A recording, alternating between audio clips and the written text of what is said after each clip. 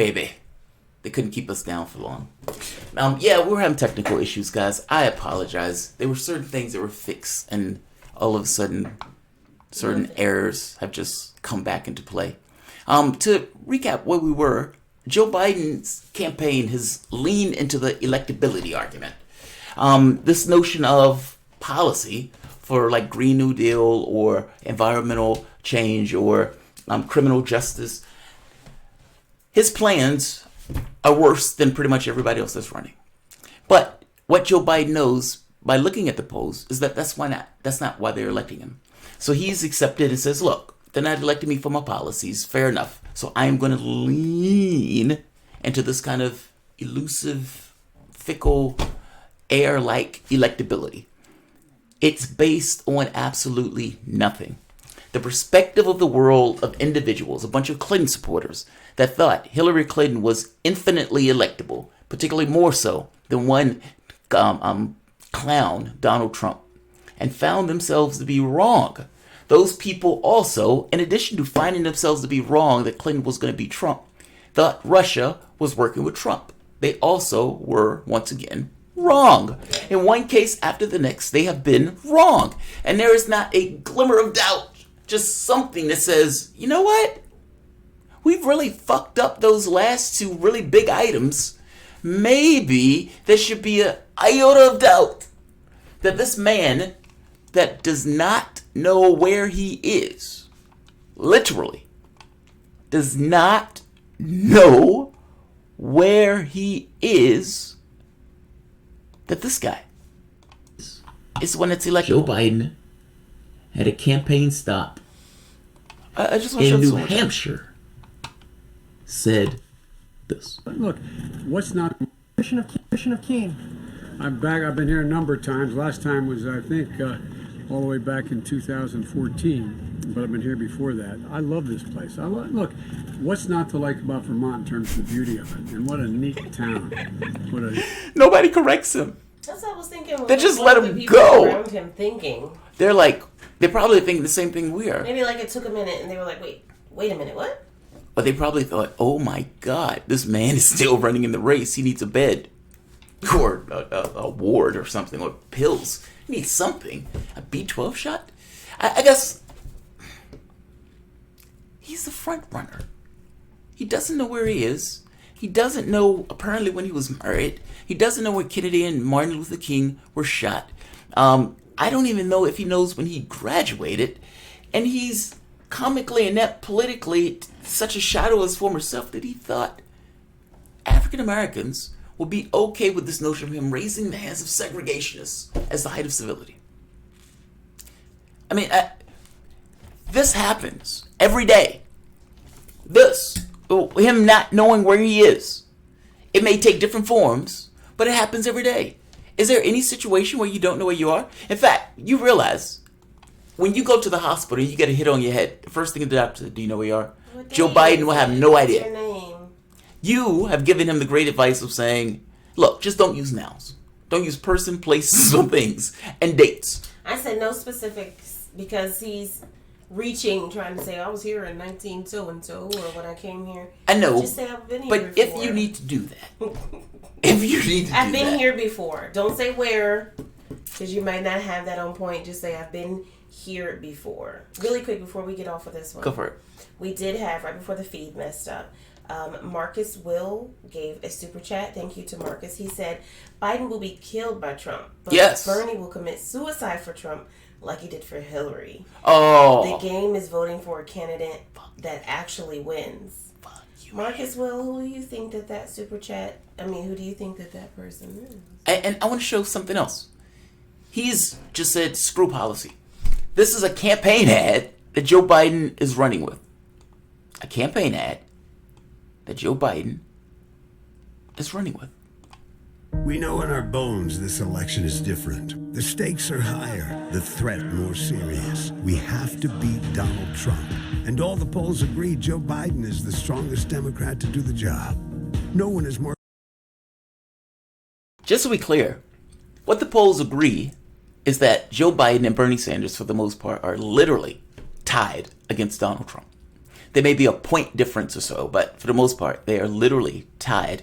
Every poll that has Joe Biden beating Donald Trump has Sanders beating Trump by pretty much the exact same margin. So, more electable to beat Trump? I mean, if you're looking at the polls, which he's using, not so much, buddy.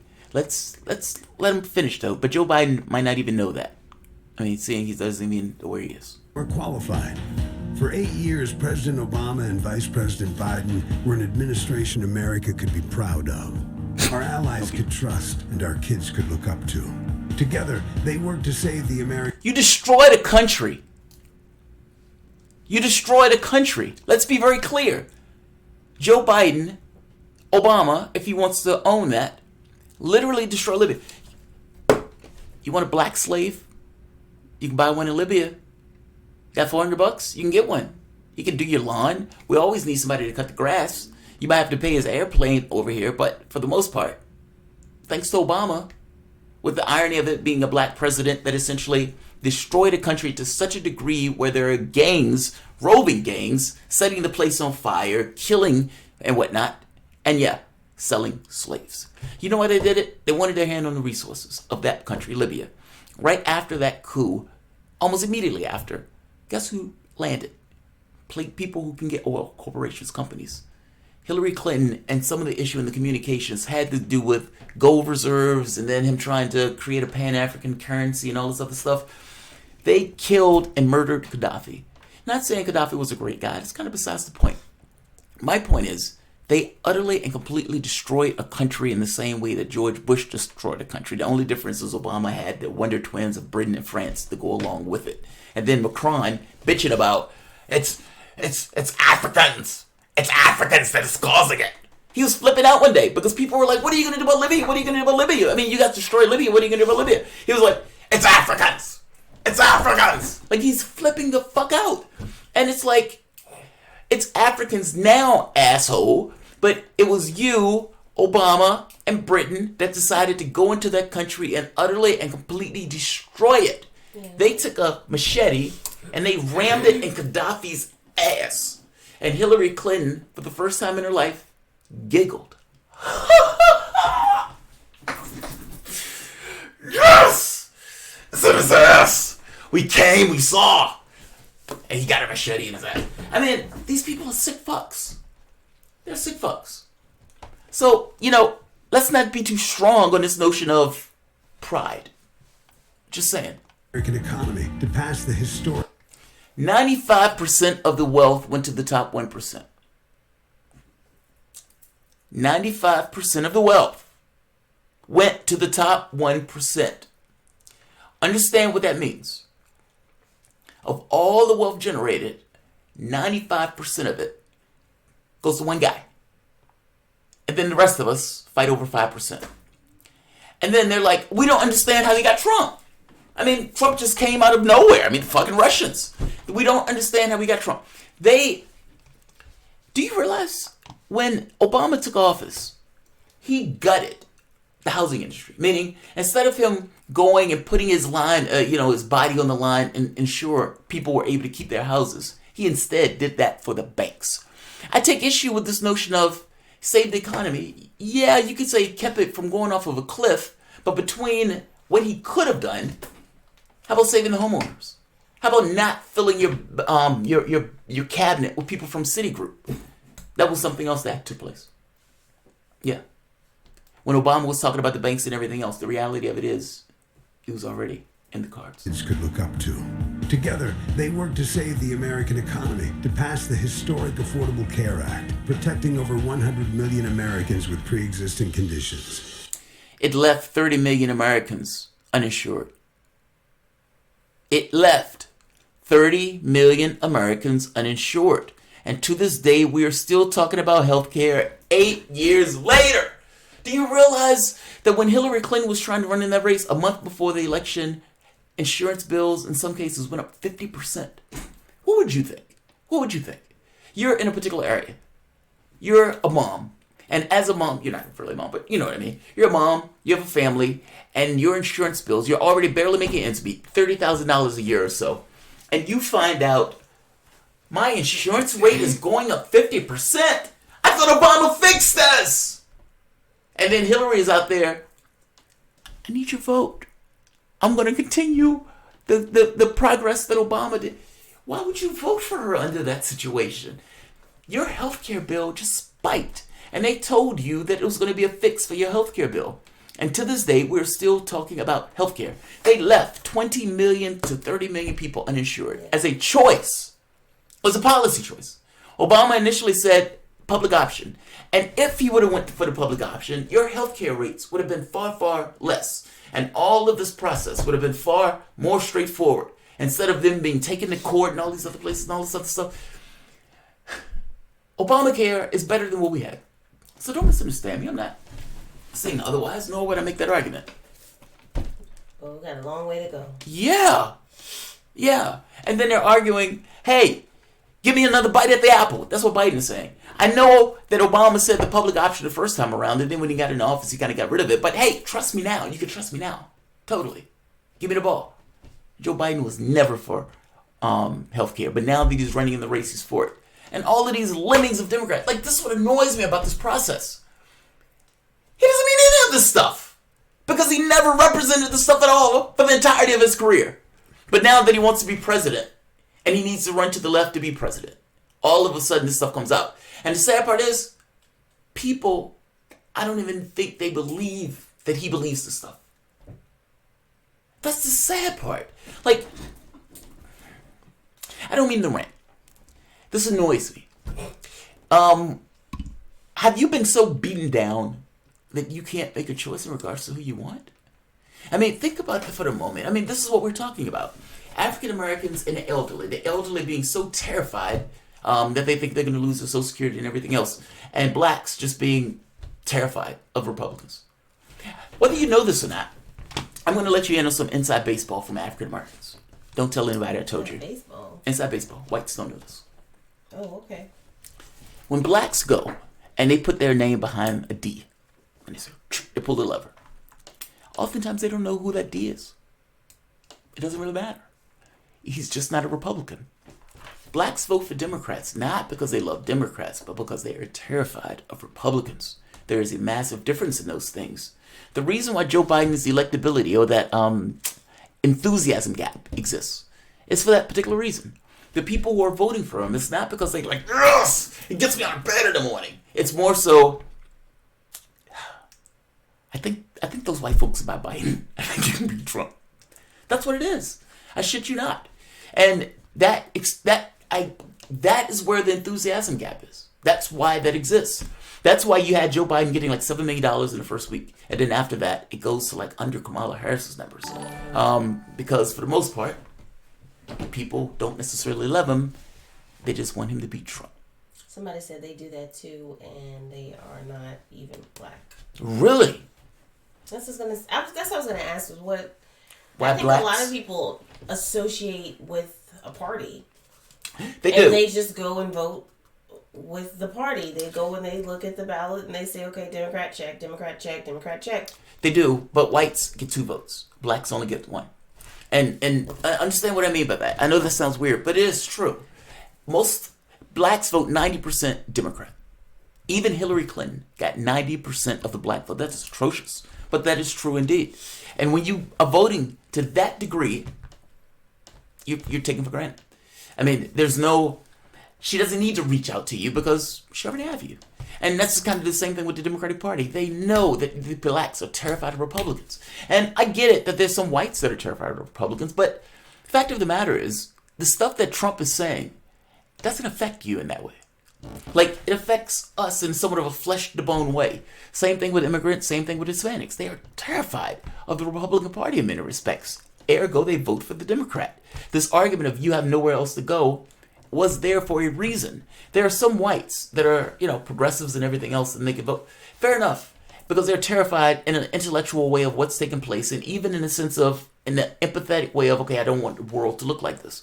But if you're talking about, like, in this kind of almost a terror that drives the individual to vote, African Americans and, the Hispanics and people of color have somewhat of a different impetus when we go to the polls. That's all. That's all I mean. Like for instance, John would say, yeah, I like John Kasich. It's like, what the hell are you talking about? Kasich is a Republican. Oh, yeah. I mean, and I like John McCain. It's like, what are you talking about? And then he would say, well, I like this kind of lefty policy. He didn't know. He didn't care because regardless of what was being said, it didn't adversely affect him per se. The policies that Trump would put through would not adversely affect him per se, especially if it's this notion of attacking the poor. That's all. I mean, and yes, I know whites are poor. But again, there's been a tortured history of African Americans in this country, and there's a cultural memory of that stuff. And there's a clear understanding that there's some monsters in that other party that seek to do you harm. And African Americans are driven by a palpable fear. That is the reason why they are voting Joe Biden. They are terrified of Trump getting back in that office. And they are so terrified that they are willing to put everything else aside in regards to what is the better world that you want.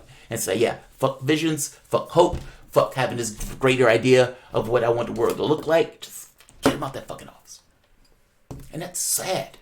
Like, it really is. Because it's not voting, what do you want the world to look like? It's, I just want him to go. I don't care what the world looks like. I'm willing to give you whatever you want, just I want him to go. Yeah. And that's sad. It really is. You have anything to say about that? I've been talking a lot. Nope. I've been adding a lot to the discussion. Nope. Nothing? Nope. I'm over Joe. Really? You would vote. If Joe Biden is on the ballot, would you vote for him? No, Joe Biden versus Trump? Not this time around. Really? I'm a little bit more stingy with my vote than I was in 2016. Wow. Even if that means Trump gets reelected? Well, see, the catch is Trump is already elected. I don't know, man. That's a tough one, right? Not a tough one for me. Joe Biden would never give my vote. So. I don't think he's going to get that far, so. I don't think he's going to get that far either. I mean, my litmus test is literally Medicare for all.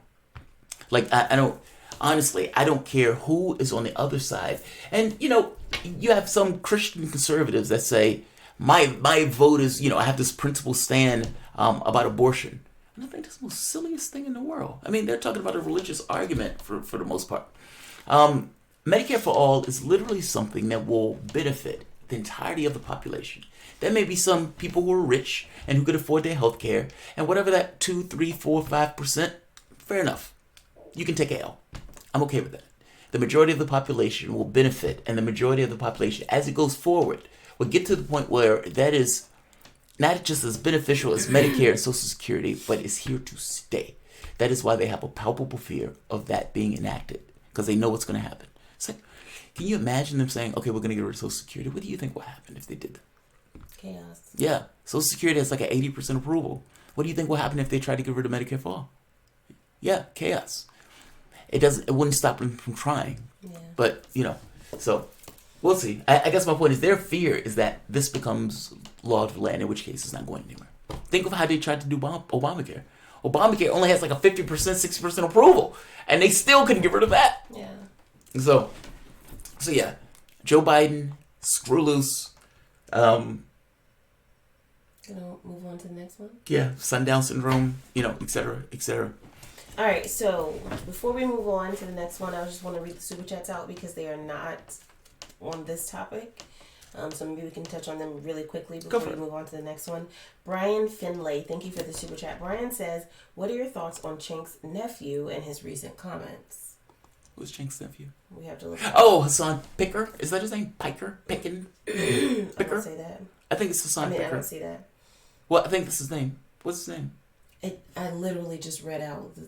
But it didn't have the name? Yeah. I think it was Hassan Picker. What's the comments? Just give us the comments. What he said. Whatever he said.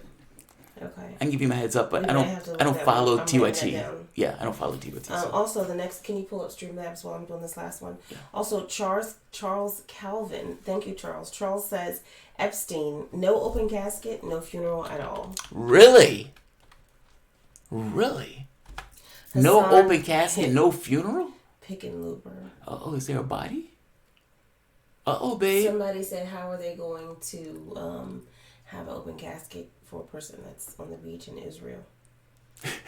Alright, so while he's pulling up, that's funny. That's funny. He's pulling up Streamlabs. Because he was working with Mossad. Like, it's unclear on whether or not. It seems that he has some kind of intelligence ties, and in having that intelligence ties, this notion of working with Mossad or with the CIA.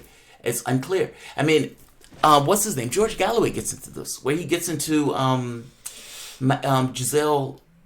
Ghislaine Maxwell and her dad. And her dad having close ties to Israeli intelligence, so much so that they were going like a state's funeral and whatnot. Like he was close, and so the argument is it possible that she found somebody to carry on whatever her dad was doing? And in this case, this kind of intelligence work of trying to get people where you can have something over them, and so this notion of him being part of Mossad keeps coming up. ML says Epstein was Jewish. They don't do open caskets. Is that true? I don't know. I don't know if that's true. I mean, I don't know if that's true. Wesley Walker, thank you. Wesley Walker says, I love the new mic. You've been working hard, man. Keep at it. Oh, thank you, Wesley. I've been liking my videos recently, man. I really have. I mean, not to mention the radio stuff. I'm on the come up. Yeah. On the come up. If you are just joining us, better than to come out. Actually, no, it's not. We're just a little. That sounds inappropriate for some reason. Yeah. Boom goes the dynamite. Marcus Will. The game is picking the candidate that wants to win. Those candidates is Tulsi or Trump. Everybody is there to split the vote or give it to Trump. So I think Warren is there to split the vote. And Warren is literally splitting the vote. Interestingly enough, though, her supporters are not the same supporters as Sanders supporters. Like, Sanders supporters tend to be poor, tend to not have, 4-year degrees, tend to be people of color. Like, it turns on its head all the stuff that they were saying, talking about, he's a white candidate and all this other nonsense. When you look at the polling of it, it doesn't pan out that way at all, including women, Hispanics. Like, it's fascinating. We see it, but that does make sense. I mean, if you are saying, I want you to get $15 an hour minimum wage, if you don't have a high school degree, you will be insane not to support that person. Because think about it. Like, you're making $8, $9 an hour. And Sanders says, I want to ensure that you get $15 an hour. And you say, you know what? I want Joe Biden. Joe Biden is going to make sure things stay the same. Yeah. Like, that, it seems like nonsense. So you have people, like kids and everything else, who support him because they realize he's better for their best interests. And, of course, why wouldn't they? So I want to show something else, right? Propaganda. Is this topic? Yeah, this is the next topic. Okay. Propaganda. Propaganda is a bitch. Propaganda is a bitch. This is David Axelrod. You remember David Axelrod as the guy who was Obama's Obama whisperer. So Axelrod is now a paid hack on some show. It has a CNN logo on it. I don't know if it's CNN, but if it's so, that makes this that much more ridiculous. This video is one of the worst videos I've seen in lieu of propaganda, and Bernie Sanders torches the shit out of him. Now, the interesting part in this is Sanders has become so accustomed to knowing that these guys are propagandists that he brings his own information with him to shove that shit in their face. Take a look at this. David Axelrod is going to try to get some propaganda over to his audience. And look at Sanders as he torches the shit out of him. 24 candidates now, lots of different flavors, lots of competition. You now have taken place in kind of third or fourth in these polls. I don't know. No, that's not accurate. That's not accurate. Yeah. By the way, if you want to say in some polls, in some states, that Sanders is not doing well, that you're in third, okay. I mean, I would imagine there's some states out there. But that's not really given a good description and an honest description, because in all reality, he's number 2. And he's been number 2 since the beginning of this race. Yeah. There might have been a fluctuation, since Warren gets a bump or whatever, and, polls and all that other stuff. But ultimately, he has remained in the number 2 spot from the time this thing has started. Now, even if you want to say he might have floated to 3 in some of the polls, 4th? Like, that's just outright propaganda, and it's not even good propaganda. So, but let's hear it. Let's hear it. Let's kind of third or fourth in these polls. I don't know. No, that's not accurate. That is not accurate. Yeah. Let's speak to it. Okay. In fact, I know, David, you would like to see it just happen.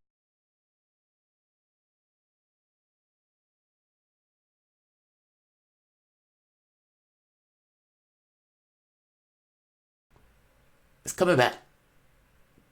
Come on. This is the tweeter messing up. God. happened to bring it with me. Incredible that you would have this. Just happened. Yes. This is showing that He's since gonna pull. Right, so he just said something that was comically, criminally untrue. And again, propaganda. This is CNN after all. MSNBC is the exact same way. And at this point, Bernie Sanders knows that when he goes on these networks, they are going to lie and try to make him look bad. And so because he knows that, and because at this point his campaign is taking the position of, I'm going to call out the media when they lie flagrantly, this is where we are. that's not accurate. That is not accurate. Let's be clear.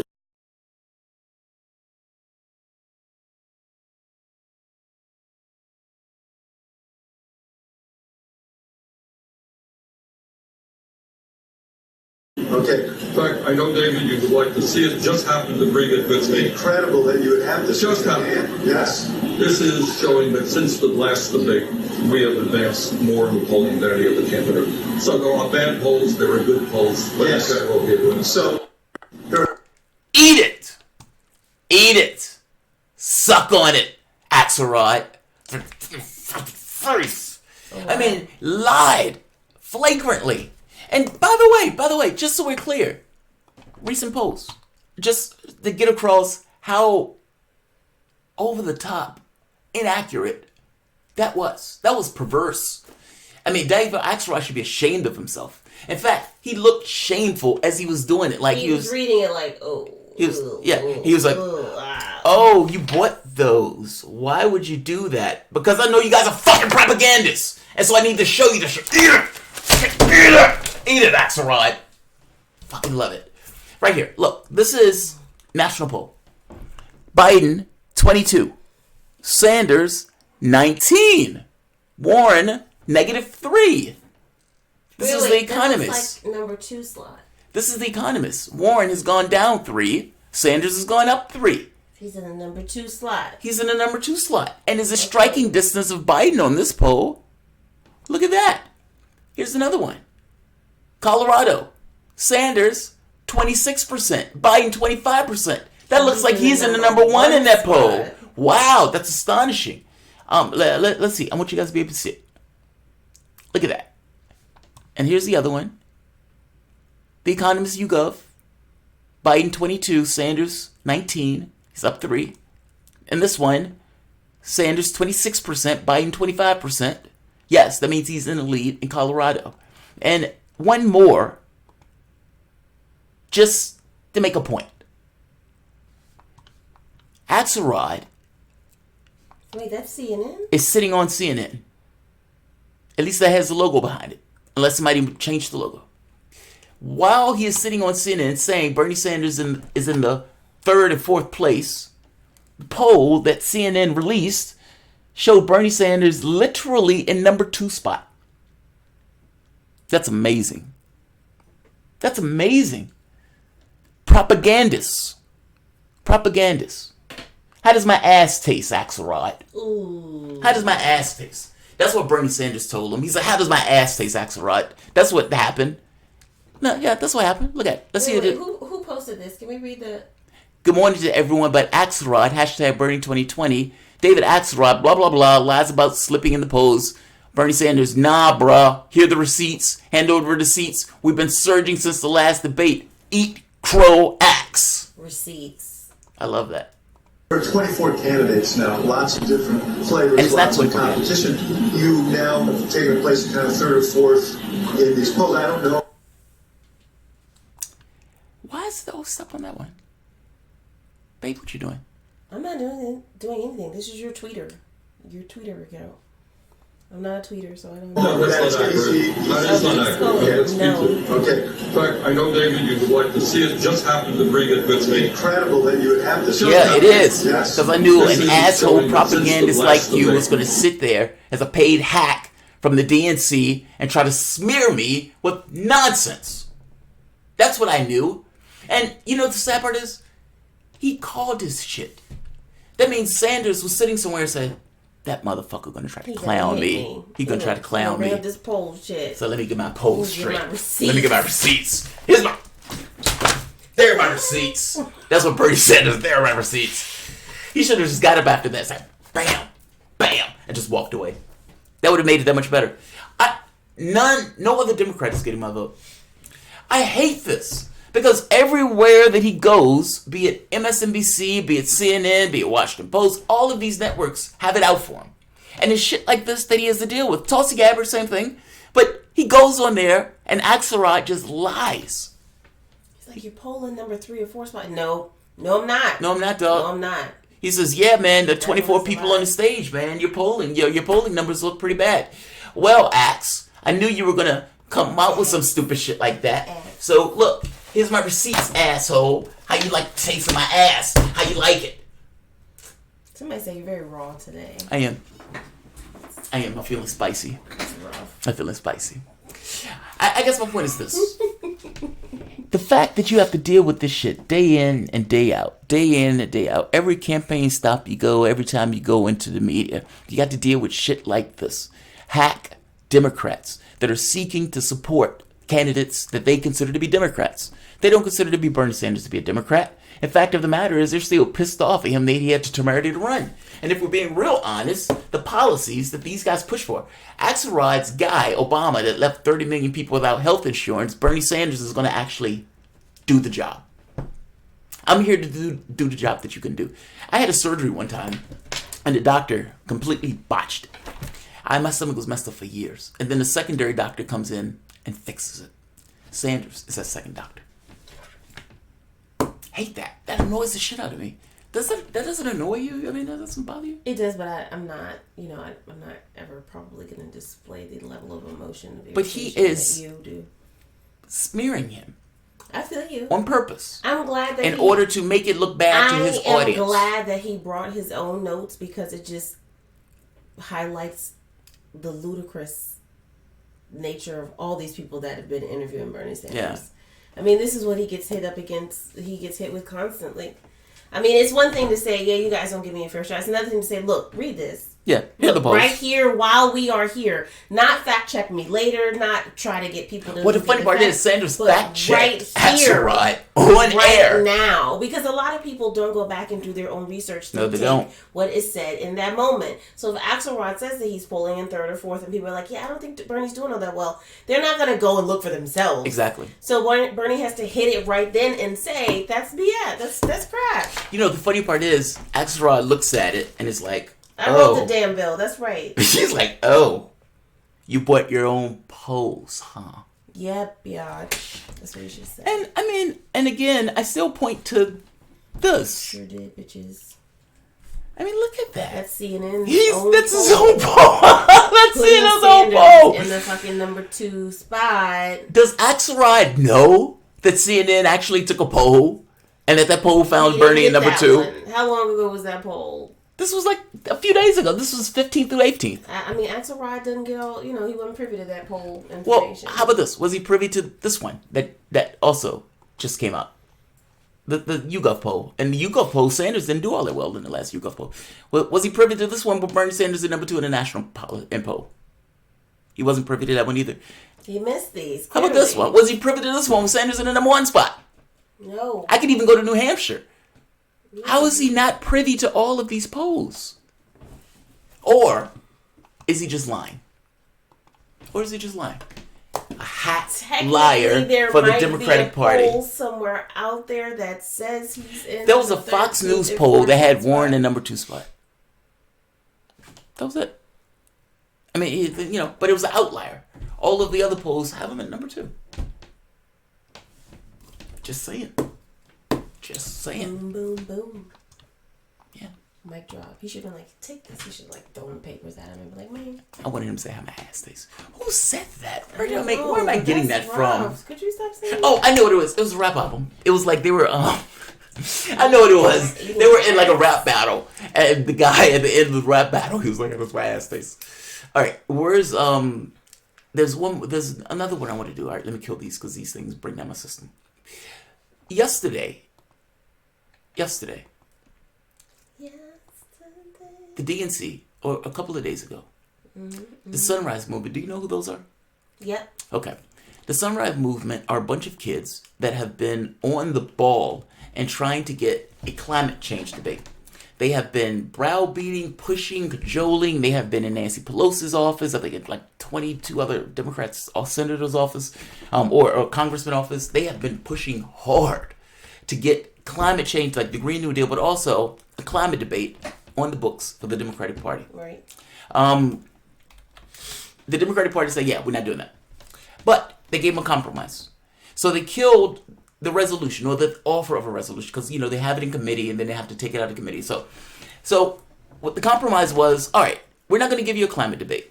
What we will do, though, is we will allow the candidates to kind of get together themselves and have a debate.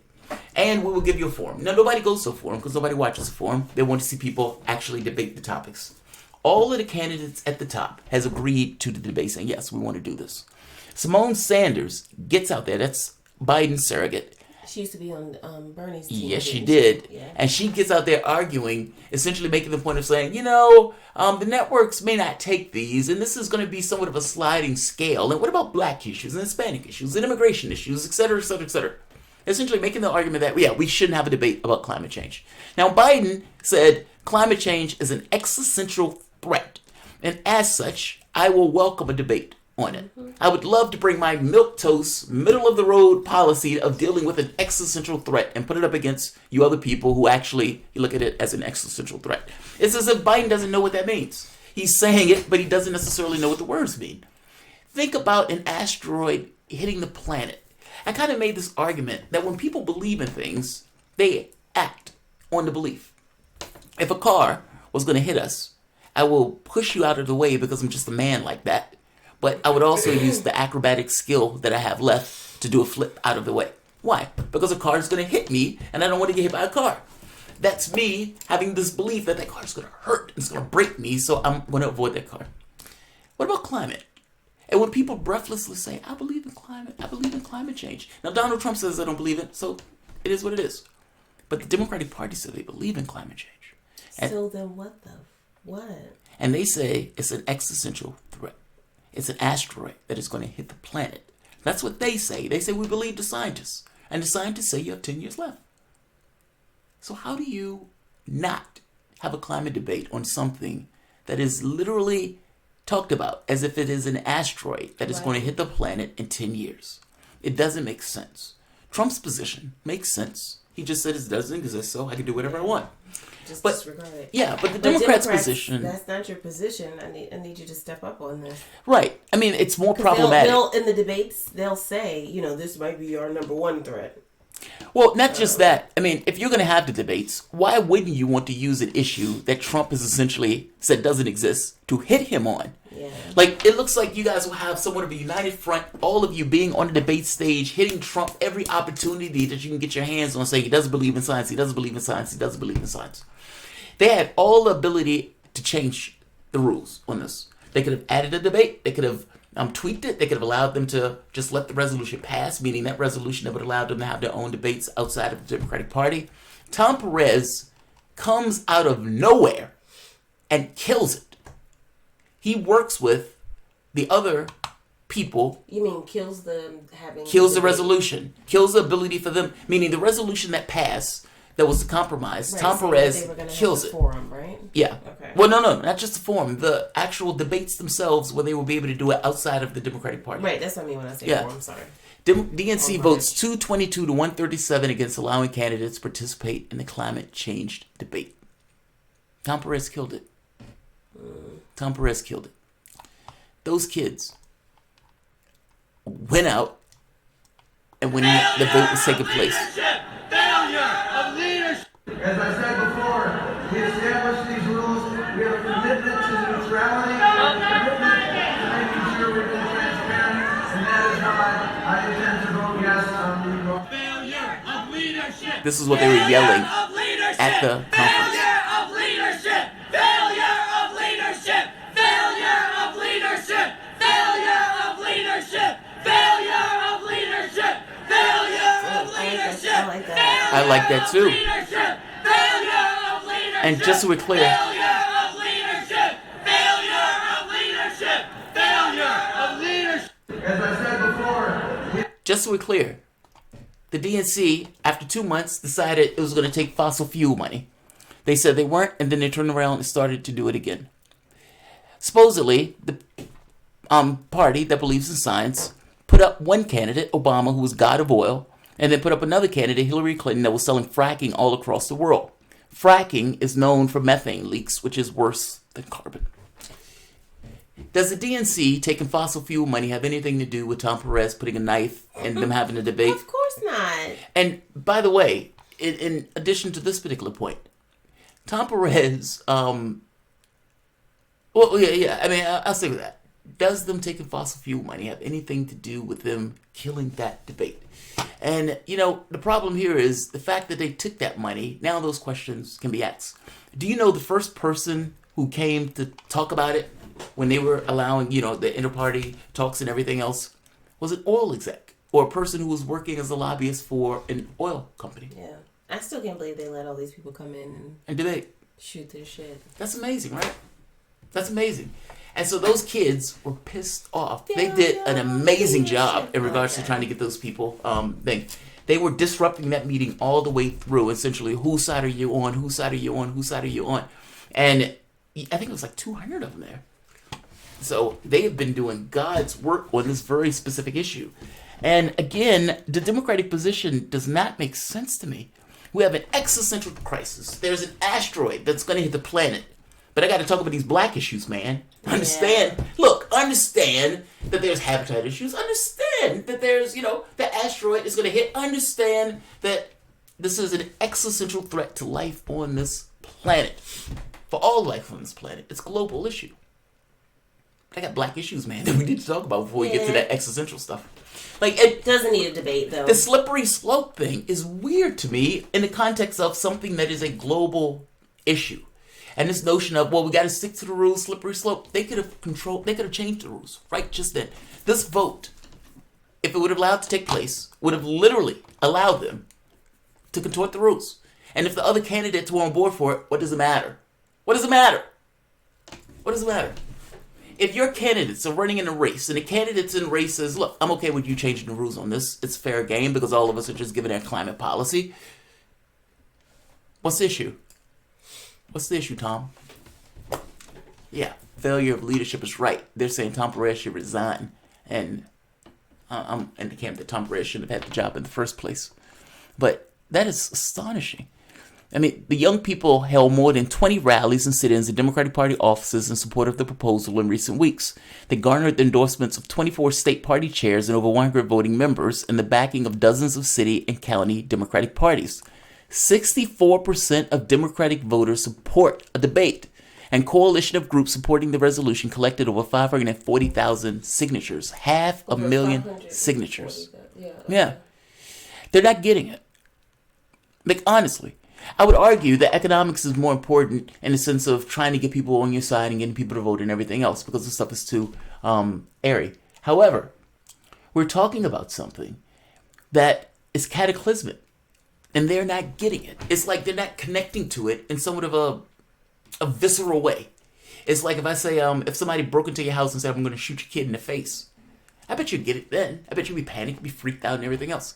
But this is so slow and plodding that it doesn't necessarily get in. And it's kind of like the frog in water that's boiling. They don't necessarily see it until it gets closer and closer and closer, at which point it's too late. Your scientists are trying to give you an early warning of something that they are seeing that is taking place. Is it possible they're wrong? Of course, possible. But if they are not wrong... Even if they are... What's the negative? Yeah. There is literally no negative. You have a better world. You have a better world. That's not a negative in the least. And by the way, on this front, one of my patrons asked about Sanders. Oh, let me read it. Can I read it out? Yeah, go for it. All right, so just as a quick spiel, because we're almost at 300 people. If you are watching, make sure that you give the video a thumbs up if you're enjoying the content. That way it lets YouTube's funky little algorithm let people know that we are live so we can get more people here on the chat. Thank you for being here. If you are not aware, today is Contributor Appreciation. This is the weekly show that Jamarl takes out and I join in when I can to say thank you to everybody who contributes to make the channel what it is. Whether it be through Streamlabs or Patreon or PayPal or super chat. Or like and share. Right. We want to thank you for everything. And if you are not giving through monetary contributions, if you are liking and sharing, still thank you. Still just appreciate be it. here. If you like the content, give it a thumbs up. Make sure that you're subscribed. Only if you like it. Make sure that you hit the bell icon so that you get the notifications of when Jamarl is pushing out a new video and or going live. If I you go live are, all the time, so hit the notification bell. If you are a patron, make sure that you're logging in once a week and giving us some topic suggestions for today's show, because if you're not aware, your topic suggestions are what fuel today's content. Yeah, literally. If you're not familiar with what Patreon is, it is a platform that you can use to support your content creators. You say, hey, I like Jamal's channel. He's really putting it down. That sounds Putting it sexual, down. but you know No, what I I'm saying. You just being dirty, And babe. you say that I want to make sure You've been that a little you can raunchy today, baby. I like it. create content, so I'm going to commit to a monthly donation. We always say as little as $1 helps, but again, if you're not doing a contribution and you're here, thank you. Thank you. And so thank you for that. In that vein, Michael Williams submitted a topic this week. This microphone is all in my way. Michael It is a Williams little, says- right, I know, right? It's nice. I like it. It's kind of fancy, but I think maybe like I should be back here. But see, that's a little awkward. But maybe, I mean, I don't know. So anyways, Michael Williams says That's what I do, boo. he wants us to talk about, or he wants you to discuss Bernie's Green New Deal versus Tulsi's Off Act. So, Tulsi's Off Act is essentially getting off carbon. If I'm not mistaken, by 2035. I know parts of that, and one of the contributors actually responded to him. So I'm going to do two things. I'm going to give the response, because the response goes into the various things, and then I'm going to go into Sanders' one. Before I start on this, there's no way I can read everything on Sanders. It is transformational. There's nothing like it in our political history, and I mean that. No bullshit. What do you mean you can't read everything on Sanders? It's too verbose. I mean, it's a policy thing. Like You can't mean okay. Like it's Sanders is literally trying to just transform America's energy sector, full bore, including nationalizing or public ownership of the energy grid. Now, to me, my heart leapt when I saw that. I was like, oh my God. I always make this joke and saying, he's not even a real socialist. He's not even talking about nationalizing the energy grids. He is now. He is now. Sanders' plan is going to be $16 trillion. And he's putting that into green energy stuff. Meaning, Where's he getting that money? what do you mean where's he getting that money? Where's he getting that money from? That's a lot of money. It is a lot of money, but how much money is it if you don't do anything? I mean, that's the reality. Like, part of it is going to be tax. Of course, there's going to be progressive taxes and all that other stuff. And he's probably going to add, he explains it, but he's probably going to add taxes to various things dealing with like Wall Street and that stuff. No. Because that's a question that people Well, that's always the question ask when people they're ask. like, we're going to fund this, But or the we're thing going is, to allot this amount of money. he's done towards this. really good with everything that he's come out with, explaining how it's paid for. Like, if you notice, when they were on stage, he says, "Are your taxes going to go up?" Sanders said, "Yes." He wasn't lying. Like, he wasn't being squirrely with the ball or anything else.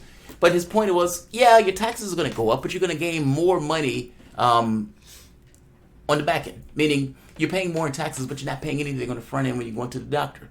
And if you want to think about it, every time you go to the doctor and pay a copay, you can look at it as a tax. Every time you get a pill, every time you get, hospital visits, all those things are taxes. Yeah. Even your healthcare premiums are taxes.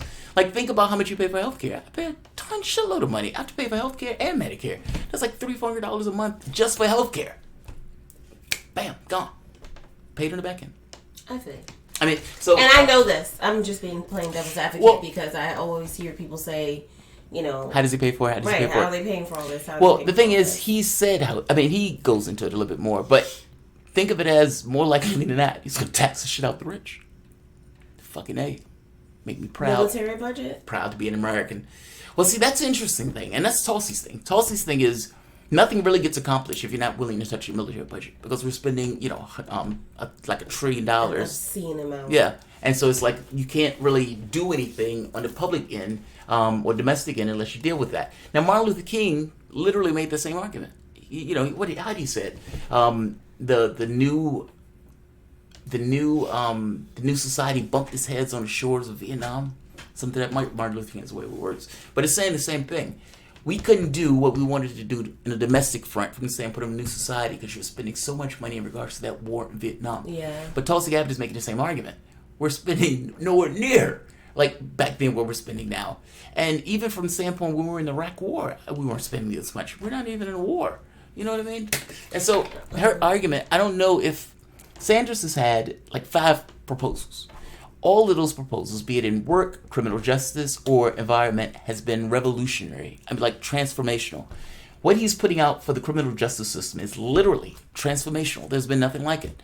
What he's doing for the working thing, the only closest thing is maybe FDR's Workers' Bill of Rights. But again, like increasing jobs, increasing labor unions, like massive increase in labor unions, even worker co-ops. Like protecting or not working with companies that lay off workers or bring in scabs or companies that pollute. Like he is going full bore on this. Like he's hitting for the rafters. I fucking love it. His policies, it is so verbose and so verbose. And again, transformational. Again, nothing like it. Now you could say it's inadequate, fair enough, but no one has ever in our lifetime come close to what he's doing. No one has even had the balls to do it. So I'm going to read John Papadakis. He answered Michael's whims. Bernie has a more ambitious timeline. He also has a more aggressive and comprehensive green economy development program. Tulsi has a more aggressive and comprehensive carbon reduction strategy. Immediate to carbon exports. Moratorium on new extraction and pipeline projects. Moratorium on fossil fuel burning electricity generating facilities. Greater monitoring and accountability of electric companies. That sounds nice, but that's going to run into a problem. We need a certain amount of energy to work. Meaning, you can have a moratorium on it, but you need something to be able to make up for the moratorium. Meaning, if she is not like going full bore and trying to get those technologies out and get those places up and running, they're going to run into an energy problem. Right. So, there's that. But for the Sanders Green New Deal, this is massive. Look at this. All of this. 20 million jobs? Is that what that Yeah, is? it does. As president, Bernie Sanders will avert climate catastrophe and create 20 million jobs. Because he's talking about creating those jobs through essentially green energy projects. Like he's saying, look, we have all of this work that needs to be done in order to revamp our society. And goddamn it, I'm going to be the man to do it. Reaching 100% renewable energy for electricity and transportation by no later than 2030 and complete decarbonization by 2050 at the latest. Ending unemployment by creating 20 million jobs. He says ending unemployment. Like not lowering unemployment, ending unemployment. Look, that's a policy choice. Unemployment, poverty, those are poverty choices. Why wouldn't a socialist go for it? Yeah. I love this because it's like, you guys are aping me. And he knows it. You guys are aping me. And he's like, all right, they're going to call me a socialist, whatever I do. They're going to talk about me, whatever I do. Fair enough. Mine as well. Knocking it to the rafters. That's what I used to say about Obama in office. Like rip the chains off. Yeah. God, man. All of these lefties had this notion that, well, he has to be this way in the first term because he doesn't want to fuck up. But the second term, I was like, oh, he about to go ham. He's about to just go full. And then, on. we realized that was just Obama. Still nothing. Yeah. Okay. Directly invests in a historic $16.3 trillion public investment towards these efforts in line with the mobilization of resources made during the New Deal, World War II, but with explicit choice to include Black, Indigenous, and other minority communities who were systematically excluded in the past.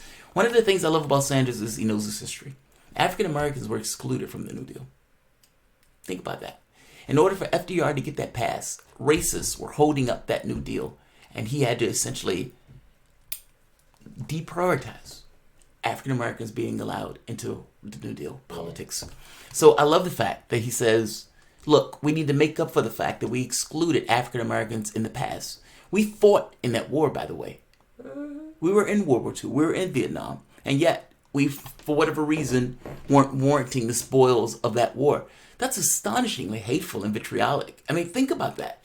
You're talking about, I don't want those Negroes, and they didn't say Negroes, getting any assistance. It's from Louisiana. That's my Louisiana accent.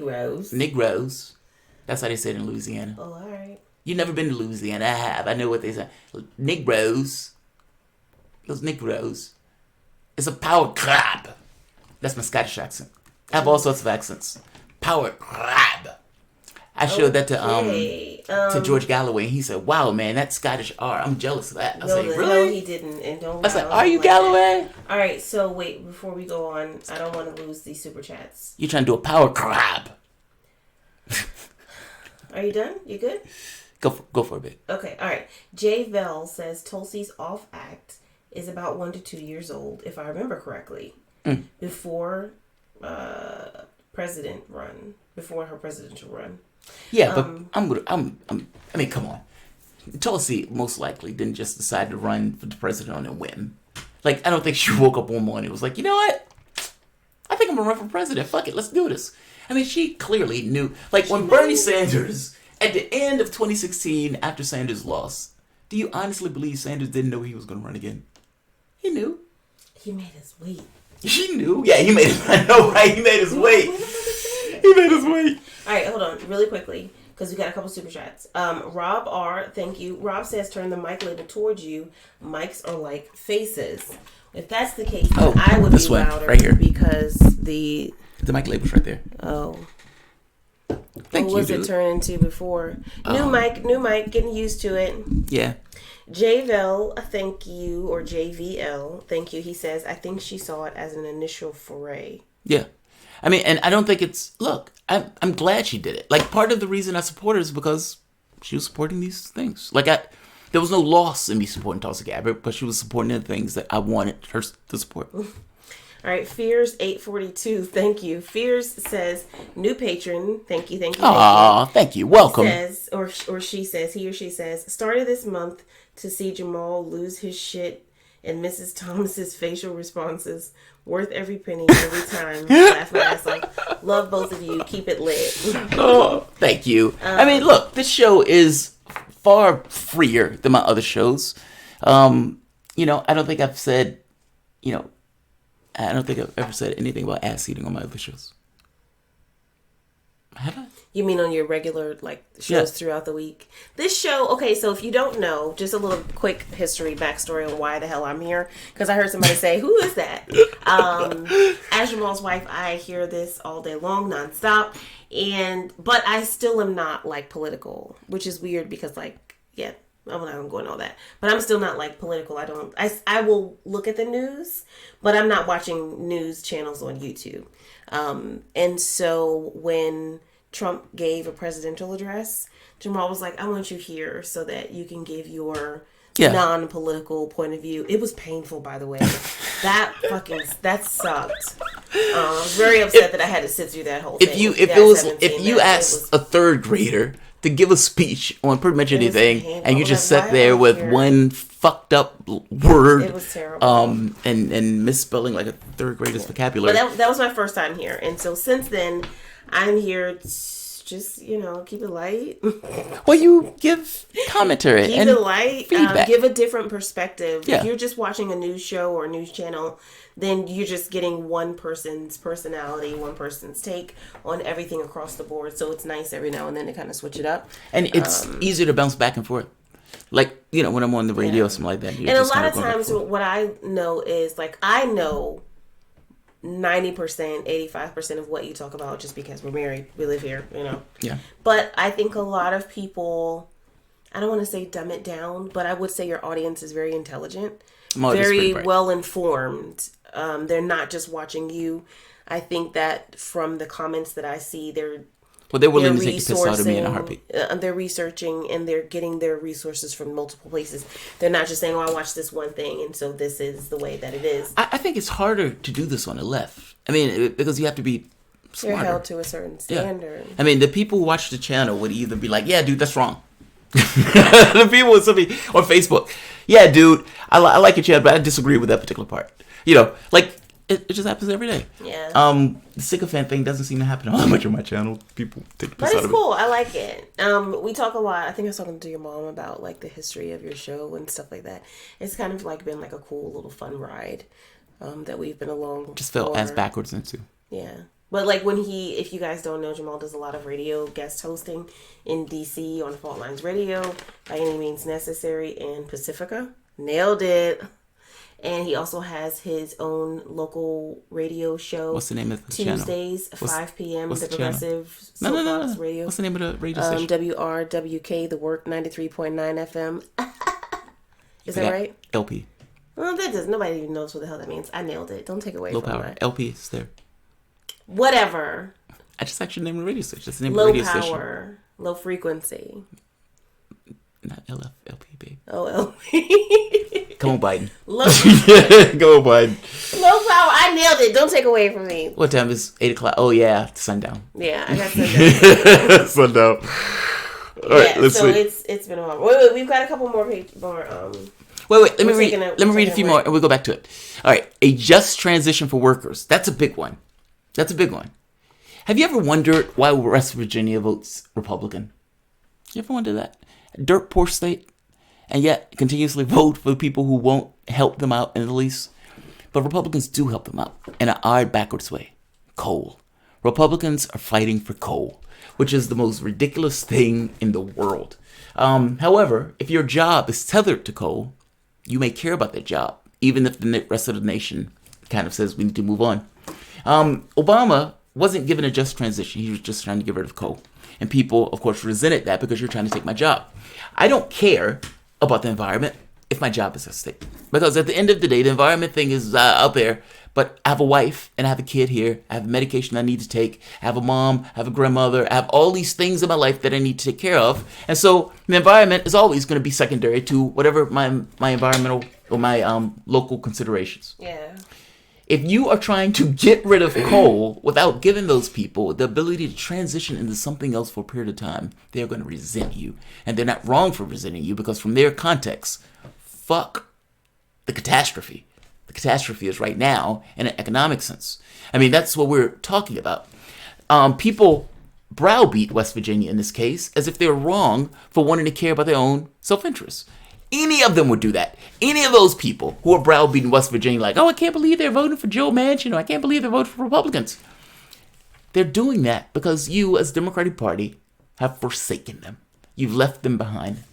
What you should have did was given them a pathway out of coal. You should have given them an ability to transition into something that was a decent job that wasn't necessarily fucking up the environment. And because you did not do that, you have Republicans picking up those votes. Obama, what did he get? Didn't that guy in jail beat Obama when they were running in the primary? Do you remember that? It was a guy that was running in West Virginia, literally in jail, ends up getting more votes than Obama in the primary. They don't like him because he was directly antagonistic to us. I remember that. That was insane. I was like, what? That was insane. People were like, God, they're racist in West Virginia. I don't think it was entirely race.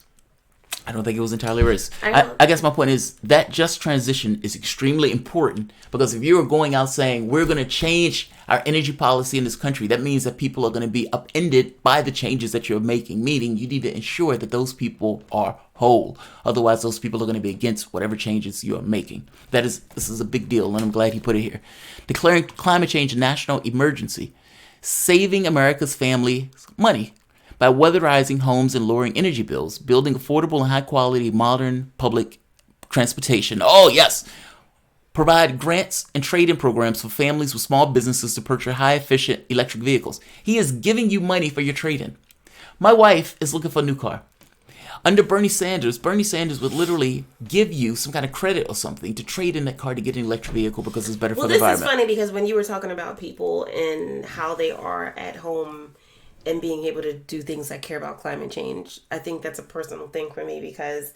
but he's making this nationwide. I know, but I guess what I'm saying is this is true for me because, like, I would like a hybrid. Yeah. Because he wants you to have a hybrid. It's going to be better for the environment. Yes. But it's expensive. It is expensive. But I wouldn't even be having that conversation if I didn't know where my next meal was going to come from or if I had a roof over my head. You know what I mean? Like, but see, he's taking it to a secondary thing of saying, look, we need to get... There's several things. I would make the argument that what he should have did also was, look, I'm going to put solar panels on all these houses. Now, those things would have had to be produced. somebody would have had to build them, somebody would have had to install them. And if you're giving someone a credit or if you're doing some kind of program that allows it, you could literally get people's energy bills down because those people would be able to pull off the energy grid. I mean, from the standpoint of the solar power. And I love this idea because you're talking about all of these jobs that are being created just from the sake of producing these things. And you're talking about lowering people's energy bills by like $100. You might be able to eliminate people's energy bills if you're doing something like that. If people can put solar panels on their houses from house to house to house to house, and especially as they get more developed and everything else, you're talking about energy bills that drop. And all of this thing of pulling off the energy grid and everything else goes down. How much do you mean it? I mean, if you're doing a plan where you're spending $16.3 trillion, it's not quibble over dollars, right? I mean, clearly we're at 16.3 trillion. Throw another trillion and let's do it up. Get it done. Let's get it done. Supporting small family farms by investing in ecological, regenerative, and sustainable agriculture. That's right up our alley also. Like when we get stuff, we like to get like non-GMO, and we like to get local stuff, local and grass-fed, right. You know. But he's saying we're going to help farmers to not. Essentially, we want farmers to have their farms in agricultural friendly ways or ecologically friendly ways. But that's not always financially advantageous. And if it's a situation where you're going to do something that's cheaper for you, you may do that because you're running a business and you need your bottom line met. His point is, look, we're going to help you transform your farms into something that is more ecologically sustainable. Like, this is like astonishing. It is your government essentially saying, we have a problem and we're going to try to fix it. And you can't fix it left to your own devices because nobody's going to invest money into something like this. Yeah. But we will. And a lot of people say, I would go that route, but it's pricey. It's pricey. And Sanders is like, all right, we'll help you. That in the bud. We'll help you. And we're not even on the next part yet. This is still the first part. Justice for frontline communities, commit to reducing emissions throughout the world, including providing $200 million to the Green Climate Fund, rejoining the Paris Agreement, and reasserting the United States leadership in the global fight against climate change, meeting and exceeding our fair share of global emission reductions, making massive investments in research and development. Yes, I love that.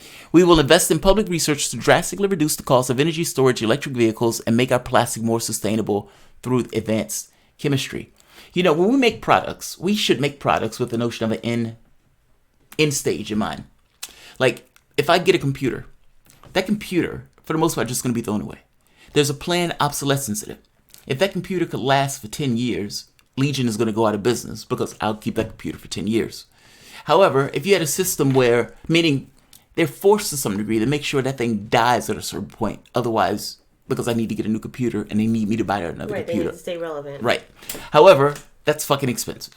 And I don't want you planning the obsolescence of something that may not necessarily need to be obsolete. If they plan for that, think of all the metals that go into making that computer. Think of all the metals that go into making that TV. Like, think of all the little things that they had to mine, the stuff they had to pull out the ground. Think of all the things that had to go into making that computer work, the energy, all that stuff. And they just toss into a landfill. What a waste. Like, I hope you get my point. I do. It takes all of that energy to get that stuff out, and then you just throw it back in. It doesn't really make sense. If you're really going to believe in sustainability, that should have an end goal in mind. Meaning at the end of its life, it should have an end process in mind to either recycle it or to extend the life of it by adding contents to it as opposed to having to throw the entire thing away. Like, it's just a way of thinking about our world when we're going about our way. If we're talking about really ecological sustainability. Making massive investments, expanding climate justice movement. Investing in conservation and public lands to heal our soil, forests, and prairie lands. The farmers are going to like that one. This plan will pay for itself over 15 years. Experts have scored the plan and its economic effects. We will pay for the massive investments we need to reverse climate change by making fossil fuel industry pay their pollution through litigation fees and taxes and eliminating federal fossil fuel subsidies. Do you realize we still give them billions of dollars? Mm-hmm. And by the way, when we give them those billions of dollars, all of the chaos that we're having, like all of this talk about climate change, that's a negative externality. That's pollution. You don't necessarily see it, but when scientists are saying, look, carbon is in our atmosphere, that is literal pollution. That would be no different than if they spill oil all throughout the ocean and people had to clean it up. The only difference is you're not swimming in it in a daily basis. So you don't necessarily observe it and experience it as a negative externality that they put onto the public. This has to be paid for, meaning it has to be fixed. Right. And now they go into the public and say, hey, you guys need to fix this global problem that we created. Sanders' point is, you created this problem, you're going to fix this problem. At the very least, you're going to help in fixing this problem. You guys have been polluting, and you guys knew about this going back to the 80s. Literally. Exxon knew about going back to the 80s. Their scientists discovered, whoa, there are going to be certain climate abnormalities. And they was like, yeah, people don't really need to know about this. And then they turned around and attacked the science in the same way. And then they did something else. Instead of directly attacking the science entirely, what they said was, look, we can be part of the solution. We can be with you for the next 10, 20 years working on these new green energy fuels and carbon capture technology. And we can be part of the solution. You just need us around with their own company. That's their strategy now. They will get the New York Times and the Washington Post to run advertisements, op-eds, that are written by the organizations themselves, meaning by the Washington Post and the New York Times. And the guy who was ahead of this was bragging that the Washington Post and the New York Times changed their political tenor based on the money that he was dumping into him and the ads that they were getting them to write. That's fascinating. I mean, like, think about what that's being said. I mean, ultimately, these guys were literally changing their politics based on money that was being dumped into them. He was asked at one point, he says, I can't think of the guy's name, but he said, he's an advertising guy. And he says, they said, did they really have full creative control? He said, do you honestly think I would have been giving my money and not knowing how that money was being spent? Just saying. All right, hold on. Scaling back military spending on maintaining a global oil dependence and collect new income revenue tax for 20 million jobs created, meaning because they're creating 20 million jobs, those people are going to be paying taxes, those people are going to have more money, those people are going to be dumping the money into the economy. When somebody gives a tax cut, they're ripping money from our coffers. When somebody is giving them a job, meaning when Sanders is putting money down and giving somebody a job, that person now has revenue. That revenue is going to be spent at restaurants and foods and everything else. Essentially, when people at the bottom of the income scale, they tend to spend all of it because they're trying to live. Meaning that is a direct infusion of cash into our economy. That's literally what it is. If you're talking about dumping a bunch of money into the economy, that is literally what that is doing. And combine that with his college loan thing, where he's getting rid of college debt. He's dumping a ton of cash into the bottom section of the community. And they are going to spend that money like nobody's business. And the economy is going to pop. Not pop because the top 1% is getting that money, but pop because the bottom is getting that money and spending it. That makes more sense. And trickle down. Do you remember the guy who DiCaprio was playing in that Money film? I think it was like, he's a real life person. Mm-hmm. He was on CNBC one day. And they said, hey, which presidential candidate do you think would be best? He says, Bernie Sanders. And they said, like sacrilege, how dare you say this on CNBC? That's socialist. You're talking about that fucking socialist. This is the house of capitalism. And his point was, look, if your goal is to get money into the economy so people will spend it.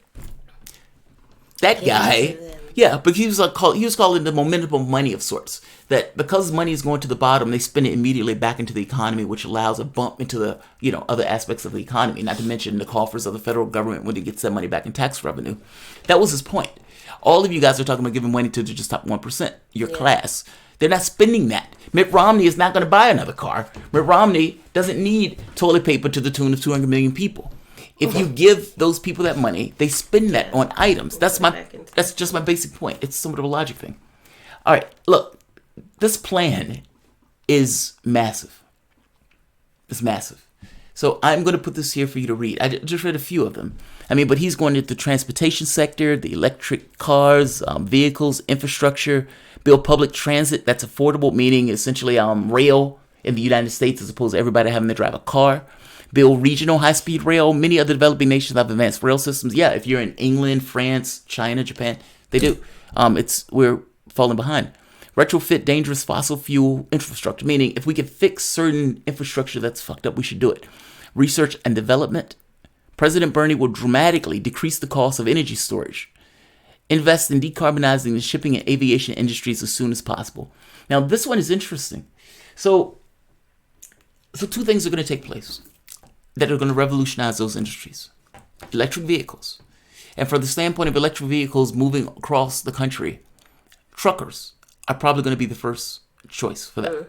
So you're going to get a trucker that is going to drive 14 hours, and they're going to say, look, it's unsafe for you to drive that many hours. So I need to fire you and put this computer in. But hey, I thank you for your service, and here, remember us fondly. Like, that's what they're going to say. Because it is in their financial interest to do just that. When they fire that trucker, that computer, let's say, might work out to, let's say, $12 an hour initially, but eventually it's going to go down because it's just going to be able to continue. That computer is not going to get tired. It's not going to get blue. It's not going to get sad. It's not going to get lonely. It's not going to complain that somebody's looking over his shoulder. It's not going to not have, have hookers in the back. None of this stuff is going to take place. It is just going to go from point A to point B. And if that car is solar powered, or if it has the ability to stop somewhere in order to just automatic refuel, then it's going to be a point-to-point process without a human being involved in that process. Right. All those truckers are going to lose their jobs. Ubers, Lyft drivers, cab drivers will be next, because those people have no reason to hire those people or keep cab drivers, because cab drivers are expensive in comparison to the Uber drivers. Keep in mind, Uber doesn't want to pay their drivers at all anyway. And so if they can get away with not doing that, they're going to do just that. Sanders' point is, we need to decarbonize these things as fast as possible. But I think the catch here is that the industry is going to change within the next 10 years from the standpoint of the way the cars and those things are acting. So it's interesting to see how this is going to dovetail with those type of things. Like, especially if he's talking about like electric vehicles. One of the things is going to have to take is infrastructure. Like, if you're going to have electrical vehicles, you're going to have somewhere to plug those vehicles up. If I'm taking a trip from point A to point B, I'm going to need to be able to stop somewhere in order to plug my car in for a high-speed thing. Otherwise, the vehicle thing is not going to really make sense. Yeah. Elon Musk, the reason that Elon Musk is giving away his technology or allowing people to see it, because he needs other people to invest in the infrastructure. And if he's the only one with electric cars, it's not going to go anywhere. Yeah. So it's like he needs additional help with that, so he has to give up some of his support. Establish nationwide materials recycling program. Yes. That should be automatic. Honestly, I honestly believe that. Like, I joke and say recycling doesn't matter. But if you talk about on a broad scale where the nation is saying, yes, this is a policy that we're going to do, it will bubble up into the thinking of larger things. If your society gets to the point where your society thinks of an end process, or all of them are recycling, it will bubble up. It will bubble up to the point of saying, well, wait a minute, this should be something that we're all doing. This is a better thing. Especially if it's something that we just get in the habit of doing as a nation. Like some European nations. Use power of international leadership. I'm not going to go through all of this. But invest in resilience and justice. Create a criminal justice resiliency fund. That says a climate justice. Oh, I'm sorry, climate justice resiliency fund. Infrastructure are protected from unavoidable impacts of climate change. I guess the catch here is poor communities will be adversely affected more than richer communities. So, for example, Puerto Rico will be adversely affected by climate change, even though Puerto Rico had nothing to do with climate change. Right. They didn't put one oil factory up. They didn't put one, cow factory up. None of that stuff. They're just there in that particular location of the world. And as such, they get the brunt of all of these storms and everything else. They haven't recovered from the last storm that they got hit with. So this is a good idea because it seems to be unfair that these nations are being, Puerto Rico's not a nation, but you know my point. I understand. Rebuild America's crumbling infrastructure, yes. Repair the nation's water systems, yes. Talking about Flint, Michigan. And it's not just Flint, Michigan, it's all around the United States. Repair freight and passenger transportation networks. Build 7.4 million affordable housing units to close the affordable housing gap. Because, housing rents have gone up because there's not enough housing to meet the need for the people who need the houses. And so you have people who are just kind of bidding the price up. His point is, look, we need to make sure we have affordable housing across the country for people to be able to afford those houses, and not just purely for people renting like Airbnb and boosting the price up. Look, this is profound. It really is. We're not even halfway through. End the greed of fossil fuels and hold them accountable. Make them pay. Prosecute and sue fossil fuel industry for the damage it has caused. He is going to sue them for what they've done. Essentially, if you can make the argument that they knew what they were doing, then you may be able to get them to pay the damages in some degree for the external. But you would never get a regular president outside of him to do that. Nobody's even thought of doing that. This has never even come up to say, wait a minute, we have all of these negative externalities and maybe we need to do something about the fact that these guys are polluting. If some random company was just throwing shit in the water flagrantly, do you believe that the government would be like, hey, can you not throw that shit in the water and then prosecute them if there were negative consequences for doing so? I mean, of course. Just because you can't see the carbon doesn't necessarily mean that stuff is not there. Anything to say on Bernie Sanders' plan? How does it make you feel? How did you feel when you heard about Sanders' plan for the first time? You mean right now? That was the first time you heard about it? All the details. Well, just the basics of it. Yeah. I don't know. I like it. Well, I mean, not everything that Sanders says makes me excited, but I'm excited at the possibility. You said vote Hillary. I'm excited at the possibility of what he could do if he was in office. I mean, like a lot of the things that I see, like he's not fucking around of the Green New Deal, like he believes that, like he's full on some real change that we need. Yeah, and like again, that's him. Like that's not. That's not Joe Biden plagiarizing a bill from somebody. And I think that's the reason why I like Bernie is because he's been saying the same shit for the last 20-something years. I compared him to just Django. Kind of falling in line. Well, I compared him to Django. On the movie. I know who Django is. Oh, you didn't seem to know. You had that blank Joe Biden look on you. Well, my analogy, people make fun of my analogies. My analogies are really deep and hit the mark, even though sometimes on the outside you don't necessarily see it. Django, when he was first freed, and he went to the clothing shop, what did he do? He got the most flashiest fucking clothing that he could find. He was on that horse, and they were like, what the hell is wrong with him? What the fuck is he wearing? Everybody else was wearing these regular clothes, and he's out there like a peacock. African Americans do that when we're talking about rappers also. They're like, all right, got my first million, then I'm going to go blow it on a house, coke, and hookers. And it's like, God, that million went by fast. Like, it's this notion of when you're in persistent lack, you try to make up for the lack. It's almost like, I've gone without these things. I have a certain I have a certain insecurity about this, and so I'm overcompensating from an external process. Bernie Sanders was a radical in Congress. He was literally on the outskirts. He had no chance of getting in the election. One of my friends said when they asked him about Bernie Sanders' chances, they said, he has no chance. He has like 1%. And he went back to his friend and says, I feel the fucking Bernie. He says, we had no idea. Like, stunned. Like, we're shocked. But you know who else was shocked? Bernie fucking Sanders himself. He was stunned. He had no idea. Because I would wager to you that he, to some degree, probably also believed all of the propaganda that went into this notion that people don't want these things. People don't want nice things. We're past having nice things. New Deal politics are, that's in the past. We don't touch that. That's a darker brother. We don't want to deal with that. And he found out nonsense. He found no nonsense. So what did he do? He came out with one proposal after the next and knocked that shit to the rafters. And he said, if you want to follow me, then do so. Ate me, motherfucker. $16.3 trillion. And that's just one. That's just one proposal. That's not even the criminal justice. That's just one. Do you know how proud I was when I saw this? Because it wasn't sheepish. It wasn't bullshitting. It wasn't any of that stuff. It was, we have a climate emergency. We have something that we need to do. Let's do it. Let's do it. I love this. Like I said, that's just one. That's not even Medicare for all. We're talking about a worker thing. We're talking about climate. We're talking about workers' bill of rights. I mean, it's amazing. It's badass. I love it. I love it too. All right, we gotta catch up on these super chats. Go for it, baby. All right, so Chris Garrett, thank you. Chris says, as a Trekkie or Trekker, I loved your Expendables red shirt. In contrast, your voice is essential. This was the last video that you did. He was referring to. Yeah. That was when I was up all night. And I was kind of, You're always up all night. Daedalus Stream, thank you. Daedalus says, name. Tulsi's plan was more actionable and comprehensive than AOC's, yet it got no play. So that's true, by the way. AOC's plan wasn't really a plan per se. It was kind of like a wish list, if that makes sense. Like her plan was, like it wasn't policy per se. It was just kind of this thing of these are the things that we want to accomplish, and anybody, for the most part, because it's so airy, could fill it in with whatever they wanted.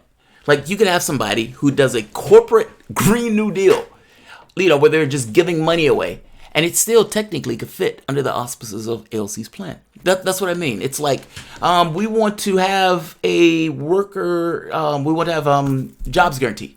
We want to have, energy grid. We want to have this, we want to have that. But how to do those things was kind of just left open to whoever can add them in. That has a certain danger about it, even though there's a flexibility about it. I agree with you. Tulsi Gabbard's plan was far more actionable because she probably thought further through her plan than AOC did. And Sanders, of course. Horse I'm riding. Fucking awesome. Go for it. All right, Patrick Seguin, thank you. He says Hassan went after Dan Crenshaw and 9/11 foreign policy. Really? What was his issue? That's all I got, so we'll have to look that up. Yeah, I got to look that up. Yours too. All right, next super chat. Thank you. Dun, dun, dun, dun, dun, dun. Maggie Smith. Thank you, Maggie. Maggie says Pence might primary Trump. Get ready for reality TV on steroids. Well, don't jump ahead. Move on. I'll talk about that one in a few. About that one in a few. All right. So next super chat from Daedalus Storm. Thank you, Daedalus. He says the OFF Act from Tulsi Gabbard establishes a Center for Clean Energy Workforce Development within the Department of Labor. I like that. Within the Department of Labor to retrain and support energy workers for a green economy. I like that. Honestly, I've said this before. I really hope that she supports Sanders and he pulls her as Secretary of State. Like, there are elements of that. Because, look, Sanders is putting out a deal. That's true. But it's not a flat fact, per se. Those things are going to be debated, tweaked, changed, and all that stuff. It's just kind of, this is what I want to do. This is my goal. There are elements of this that he probably should add. That workers thing, I love. This notion of, because my thought was, the government has the ability to hire people to do all sorts of stuff. If you need beautification, you can do that. If you need to train people to put, solar panels on houses, you can do that. All of those things can be done. It's just a matter of organizing it and doing it. I like that one. That's a good idea. What's next? I'm going through some of the other ones. All right, next super chat. I think we'll be caught up after this. He says, I know a fat guy. That's the person's name. I know a fat guy says, get a nice night out for you and your wife. I lean right, but you're my left anchor. Keep up the fight. Don't be upset that I refer you to my right friend. Oh, dude, you're fine. You're fine. Yeah, I appreciate you being on the channel, man. It's not easy to listen to somebody who you disagree with all the time. And if you are giving me the benefit of the doubt, thank you. Honestly, my credibility matters. I guess what I want, and honestly, what I strive for is that my ideology, where I stand on a lot of stuff. And within the context of that, I try to be fair. So thank you, I appreciate that. Jamarl Thomas' new Art Bell. It'd be up at 12 in the morning. You know who Art Bell is? I was reading super chats, but it's cool. Art Bell is the guy who does like the out there stuff, like the woos. Like people be talking about aliens and all that other stuff. Like Art Bell is the guy who would have. By the way, Art Bell is fucking amazing. I can never be in Art Bell's shoes. Art Bell, no matter who he's talking to, it sounds like it is the most interesting fucking thing in the world. Like to Art Bell, because Art Bell treats all of his people the same. He has this awesome radio voice, not my high pitched voice, and he'll be like, "So, you came from another dimension, have you?" And the guy be like, "Yeah, man. I mean, I just stepped through the portal and I was here. I mean, the world is different." So, in that dimension, who was president of the United States? Like it would be like he treats it as if it's a real thing and it's awesome. Like some of the people will call into him and he's like, the one guy says, "I'm a time traveler." He says, "Are you?" He says, "Yeah, I just came from 2455 and I just wanted to see how things were back here." So what are things like in 2455? Like Art Bell has this awesome way of he just goes into the interview and it doesn't really matter what the person is saying. It just comes across as a natural interview, but they could be talking about some outlandish shit. Some of those interviews are fucking fascinating. And I found myself, I was listening to Art Bell one day And he was talking to a guy who said he was a time traveler. And I'm listening like, this is fucking fascinating. This guy is a lunatic. And an hour later, I'm realizing, holy shit, I listened to this whole fucking thing.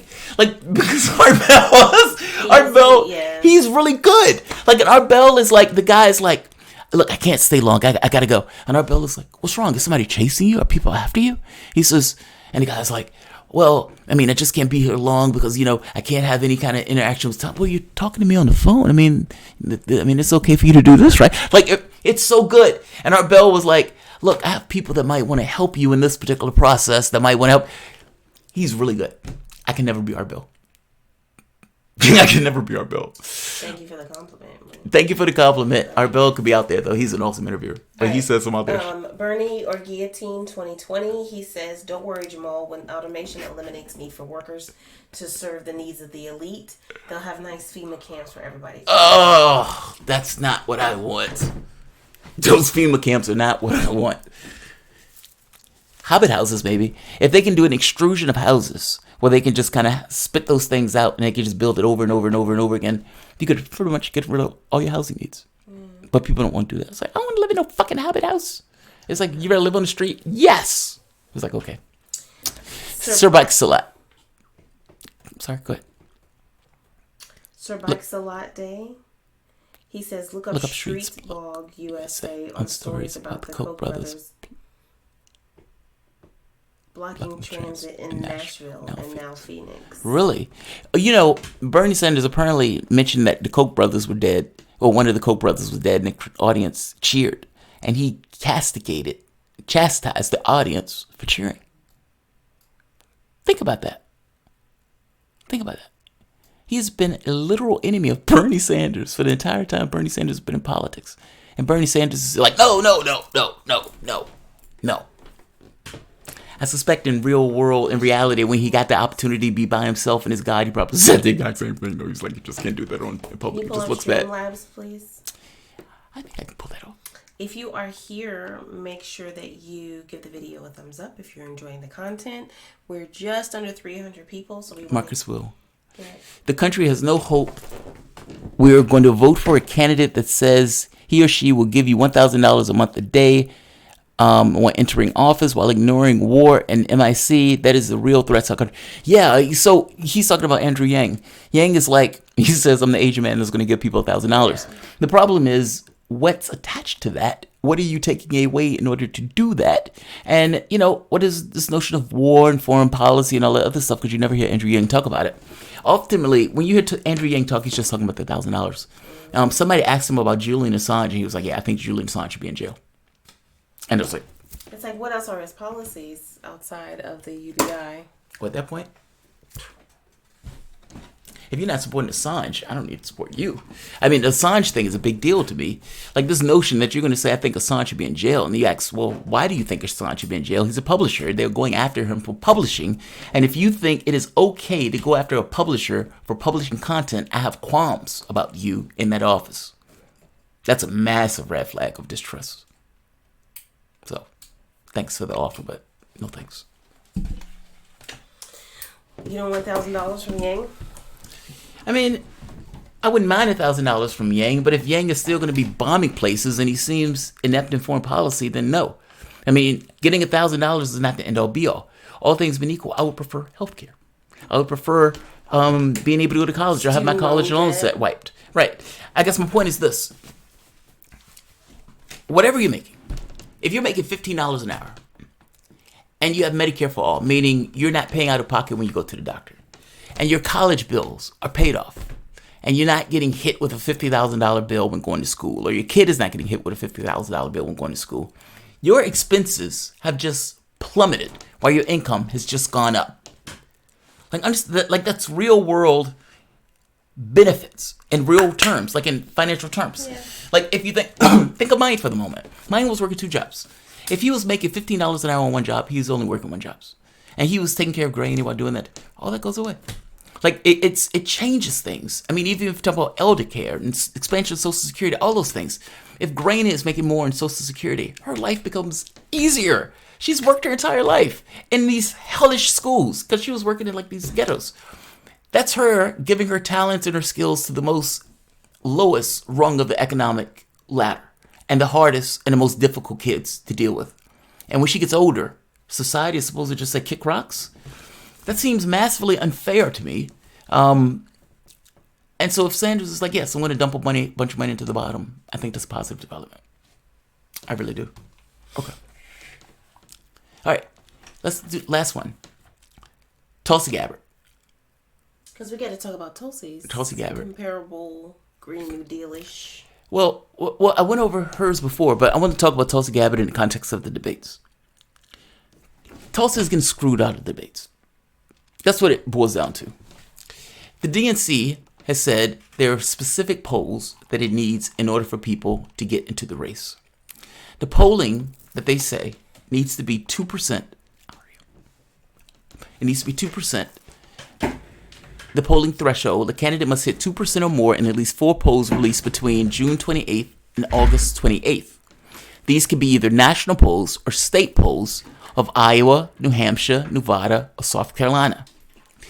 These polls must be conducted by one of the following organizations: CNN, Fox News, CBS, ABC, NBC, New York Times, The Washington Post, Wall Street Journal, USA Today, the Associated Press, NPR, the Des Moines Register, Monmouth University, Quinnipiac University, and the University of New Hampshire or Winthrop University. It's a limited batch of polls that they can use. Now, they can't use multiple polls twice, meaning a candidate can't necessarily use the exact same poll in a particular area. So, for example, if an organization is covering the same geographic area, if NBC has national polls showing a candidate meeting the threshold, it can only be one from that particular count. It's convoluted. It's extremely convoluted. The catch here is that Tulsi Gabbard has met this threshold of 2% in other polls. In fact, even just recently. That's a CNN poll, right? Supposedly, CNN counts, and that's a CNN poll with her at 2%. The question is, how many additional polls does Tulsi Gabbard need? And part of the problem here is that these polls, just so happen, aren't coming out. They're not coming out. Like many of the polls that are necessary for Tulsi Gabbard, where she may get a bump, we never know, because these polls seem to be slow going in regards to when these polls are being released. Tulsi Gabbard is trying to get them to open up the debate. Her argument is, look, I've met your donor threshold. I have 150,000, 160,000 people, unique donors, who gave to me. I've met that threshold. I've made 2% and plenty of polls that were just as legit, if not more so, than the polls that you have here, that are, for the most part, come across as arbitrary. How did you choose these polls, and why these polls? And why these polls as opposed to some of the other polls that are just as good, if not better? Why? It's a fair point. Who chose? And why these? And if there are some out there that are just as good, if not better, why can't those also be used in the context of determining who's going to be on the debate stage, especially when it seems like they are slow walking some of the polls that are necessary to determine whether or not the person will qualify? If I'm not mistaken, she needs 2 polls to get 2%. I think there's one that may be coming out before the debate, meaning she may not get on the debate stage even if she does well in the upcoming poll, providing that the DNC doesn't essentially say, fair enough, you can allow the extra polls in. The problem here is that many of the other candidates would also want some kind of change, and Tom Perez has a stick in his ass on stuff like this. And fact of the matter is, they're probably going to do Tulsi Gabbard no favors. Here's the catch, and there's a bright spot. Tulsi Gabbard can still get on the debate stage for the 4th debate. And it's not a foregone conclusion that she can't make the debate stage, so don't misunderstand me. But right now, the following Democrats have qualified for the debates. 10 candidates: Biden, Sanders, Warren, Harris, Buttigieg, Beto, Booker, Klobuchar, Yang, and Castro. Now, Castro just qualified for the debates. And so the hope was that Tulsi would be able to qualify. Two more candidates, Tulsi Gabbard, have made some significant progress towards qualifying, though it's not clear if they'll make it. The rest of the field seems quite far ahead, and the clock is ticking. The deadline to qualify is Wednesday, August 28th. The problem with that is, because there's a limited pool of polls, even though there are polls out there that show Tulsi Gabbard over 2%, hell, so I'm sure at like 3 or 4%, those aren't counted. And the ones that are counted don't seem to be coming out by then. Candidates who narrowly failed to qualify for September's third debate might get another chance in October. The DNC is using the same qualification rules for both events, but candidates have an extra month to get more donations to show improvement in polls. The third debate is scheduled for September 12th and potentially also 13th if more than 10 candidates qualify. It will be split over 2 nights, is co-sponsored by and aired by ABC and Univision. Here's the catch. It should be split in 2 nights anyway. You have 10 people on the debate stage. Literally 10 people. What are you going to do? Give 30 seconds to each person like CNN did? That debate was horrendous. You make better time if you're going to split it. If you get 11, just split it when you get 10. Allow 5 on 5 and allow people extra time to make their points and to give their answers. Just saying. If you really want people to actually have the ability to say and make their piece in some kind of fully formed statement, then you have to do a better job. Having 10 people on that debate stage is atrocious. All right, so last point.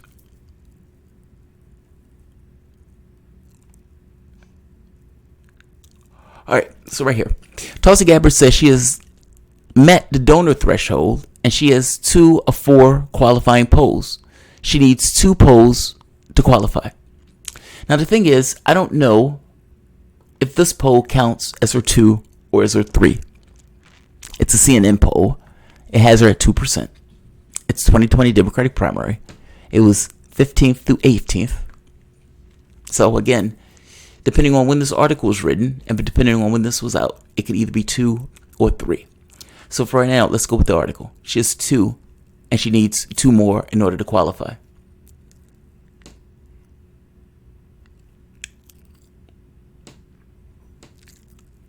They're keeping her out of the debates. Yeah, they're slow walking the polling. All right, and so here's this one.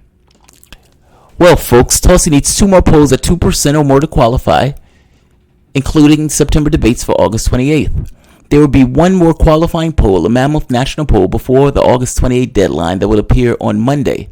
Ergo, Tulsi will not be included in the September debates, even though she hits 2% or more in the mammoth poll. Historically, Tulsi has done worse in mammoth polls. Including the mammoth polls coming out on Monday, there have been only 5 qualifying polls released since the second debate. Let me repeat that. Since the second debate, where Tulsi put a knife in Kamala Harris, there have been only 5 qualifying polls. Meaning, there might have been a cornucopia of polls that was just as good, but the Democratic Party, because they've limited the number of polling agencies that they can use, when those polls stop coming out, then candidates are not able to get additional opportunities to qualify. This is kind of why she's making the argument of, why don't you expand the number of polls to include other just as scientific polls? I mean, you are gaming the system in some weird way by selecting the polls, because at the end of the day, you're relying on other agencies to make a determination on whether or not that person has met their qualification standards, when those organizations may not be putting out polls in a way that would allow you to see whether or not the audience has moved in their political disposition. I think it's a fair point to be made. Somebody might say, oh man, you shouldn't change the rules. Fair enough.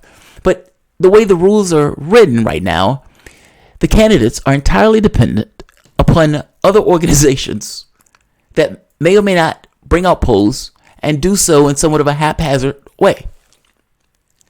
Only 5 polls have come out since the last debate, even though she's had higher than 2%.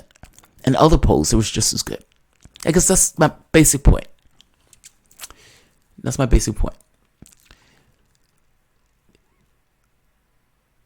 This despite Tulsi having polled in non-qualifying polls at 5% and 3% in New Hampshire, Gravis and Boston Globe respectively, 2% in South Carolina, Post and Courier, and 2% in Nevada, as well as 2% in a national poll that does not qualify The Economist.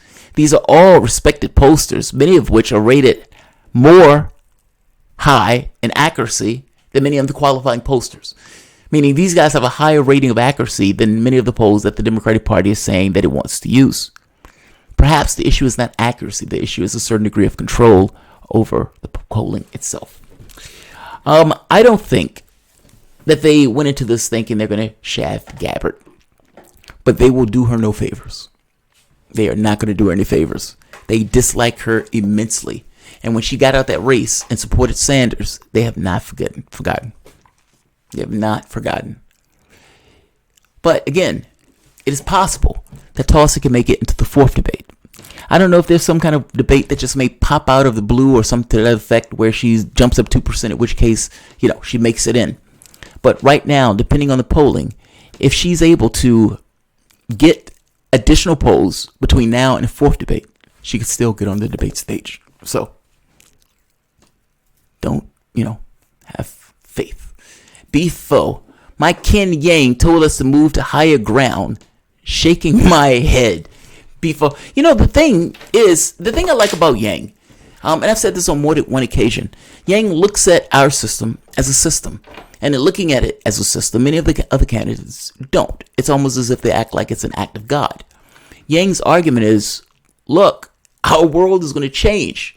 And our government and everything else, society is incapable right now in the way that we organize ourselves, in the way we even think about work and think about our place in the context of work.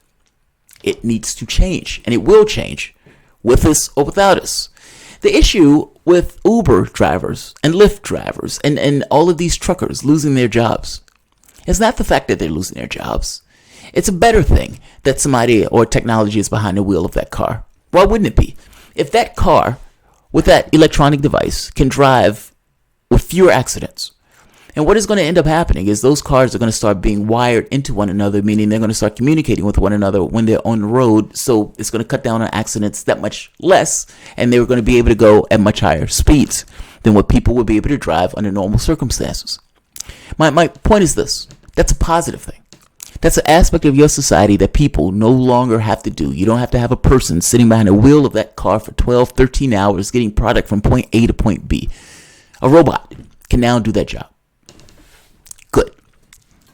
The issue with it is not that the robot is doing the job. The issue with it is not that the technology is making a better driver. The issue is that your society is incapable of dealing with the fact that computers should be a freeing resource. Understand what I mean when I say a freeing resource? The fact that those drivers don't have to be in those cars should be an asset to your society, not something used to attack workers. There's a difference in those things. When Thanos got his hands on the Infinity Gauntlet, Thanos took the attitude of, I'm going to eliminate half of the universe, despite the fact that he had a gauntlet in his hand that literally had all in absolute control over space, matter, and time. His point of view was so narrow that he didn't quite understand that this notion of lack in the context of having absolute control over space, matter, and time did not exist. I'm saying the same thing is true in our culture. Same thing is true. Technology in our culture is used by the 1%. Because it's used by the 1% for profit, it, for the most part, ends up attacking labor and attacking other elements of the society, which makes them antagonistic to those technological advances. Our society needs to change, and it needs to be able to accommodate the fact that less and less jobs, not just accommodate the fact, be proud of the fact that human labor is being freed up. But again, our problem that we go back to is, how are people going to earn a living in that particular situation? And what does it mean to earn a living in a situation where you have automation in all of these various areas? And I would even go further and say our job, our aim, should be to further free people from labor. There will always be jobs. My issue is freeing people from senseless, ridiculous, useless, soul-crushing labor, especially if there's a robot that can do the job better. For that, Yang is right. Our society needs to be changed in some way.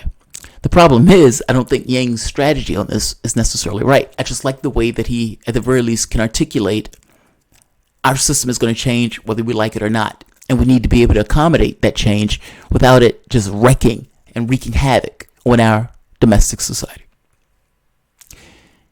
He doesn't get my support. He doesn't support Julian Assange. He's not getting my support. By the same token, I do like the fact that he looks at it as a system.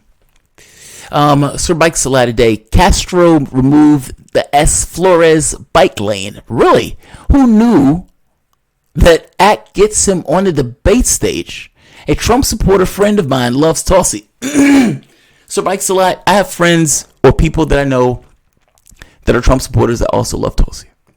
It's fascinating. I think part of it is because when she talks, she uses certain buzzwords.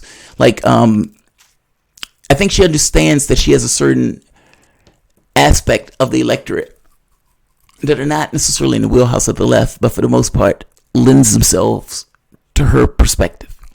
So when she's on The View, she would use words like, saying, we need to deal with like issues of economics as opposed to identity, and using certain buzzwords. And I remember I was watching What's Her Name, and What's Her Name was like, wow, yeah, I like that. And I was like, well, she's speaking your language to you, even though she's couching it in a sense of the left. If she can pull over Trump supporters to her side, even better. That's not a negative. That's not a negative in the least. And by the way, my greatest wish would be that when she finally leaves, she supports Sanders. And those Trump supporters say, you know what? If she's supporting Sanders, maybe we'll support Sanders too. Maybe. I don't know. I like her. And I think it was a horrible idea for people to attack her out the gate. I understand why they were attacking her out the gate. Some of these people were just Democratic functionaries, be it Sam Cedars of the world or the MSNBCs of the world, CNNs of the world. But I liked her. She's an interesting candidate. And I haven't seen one, she's an interesting candidate, to say the least. I really wish she would have came on the show. Catering to Trump's base is not the same as appealing to Trump supporters. Oh, I know. No, I didn't want to give the impression that she was trying to cater to his base. She's not doing that. She hasn't changed her policy on this stuff. She's still pushing for some aspect of environmental policy. She's still pushing for Medicare for all type plan. She's still pushing for expansion of education. Meaning, across the board, for the most part, her policies are her policies, and they're firmly to the left. She gives you this extra benefit of, we need to stop these regime change wars. So I'm not saying that she's catering to Trump supporters. I don't mean that. I just mean that within the context of the way that she talks in a way that she's appealing to him. Good. Absolutely good. Both Trump and Tulsi pushed anti-war. Yeah. That's where it intersects. Yeah. Which is wild, right? I mean, because it intersects in a way where those supporters are still saying, yeah, we like her. Which part do you like? I mean, is anti-war is enough? Like, can you really support anti-war and they still be on board for all of like Medicare for all and that other stuff?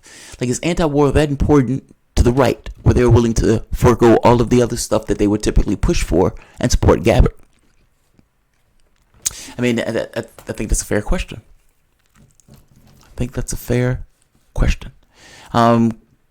Cryptical. Jamal is reading the chat now. Yes, I am reading the chat now. I'll read all the super chats. I am reading all of the super chats. In fact, I think that was the last super chat. Bernie Guillotine. To be fair, no political experience is no longer disqualified when an orange game show was as president. I know, Bernie Guillotine. That is, yeah. What you just said, yeah. I mean, look, when Obama got in office, he didn't have experience in the White House. If you remember, Obama, one of the things they used to hit him with is this guy has no experience. This guy's just been writing speeches. But when he got in, he looked the part. I don't think anybody would doubt that he was an extraordinarily bright human being.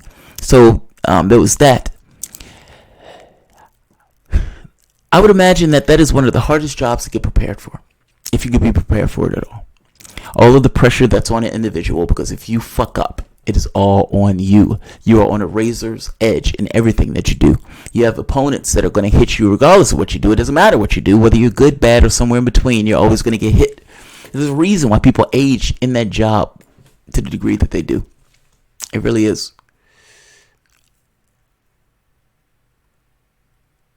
Obama was a good politician. Yeah, he was a good politician. Balthazar, I'm saying she seems to attract Trump supporters, and that's pretty worrying. She's not using economic populism to appeal, rather reactionary buzzwords. Oh, I see. Well, yeah, so when I saw her on The View, that's true. That's true. When I saw her on The View, that was true. Now, you can say that, is that wrong? Is that wrong? Is that wrong? Like, it's one thing if she says she's foregoing everything that she believed in. I never really heard that part. But she is using certain buzzwords that it seems to appeal to elements of the right. So I agree with you, Balthazar. She does. I guess my point is both things are true. It doesn't necessarily seem she's pulled away from the policies that she was espousing. By the same token, she does seem to be aware that she has a contingent on the right, and she probably knows from a polling standpoint the reason that they like her, and she probably feeds into it. Both things are true. That's all. I hope that makes sense. Marcus Will. You won't support Yang because he doesn't support Julian Assange, but Bernie also doesn't support Julian Assange, and also still pushes Russiagate. That's true. The Russiagate stuff is true. Bernie voted for wars in Iraq and Yemen when Democrats were in charge. Look, I never said Bernie Sanders was a perfect person. I don't think I ever said that. And Sanders, I've hit Sanders on more than one occasion when he's done something that's falling out of line with my kind of ideological backing. My not supporting Yang goes beyond just Julian Assange. I don't support Yang because he's not the horse that I'm riding. The Julian Assange thing plays into it, however. As for Sanders not supporting Assange, Sanders can't support Assange. It's not that I like it. But think about what we're saying in regards to Assange in the context of Sanders. Yang does not have that baggage in the least. Yang just says, I don't support Assange. And Yang has said other worrying things in regards to the issues of foreign policy, or in regards to surveillance and that type of stuff, and whistleblowers. So I have qualms with Yang, but I would have never voted for Yang.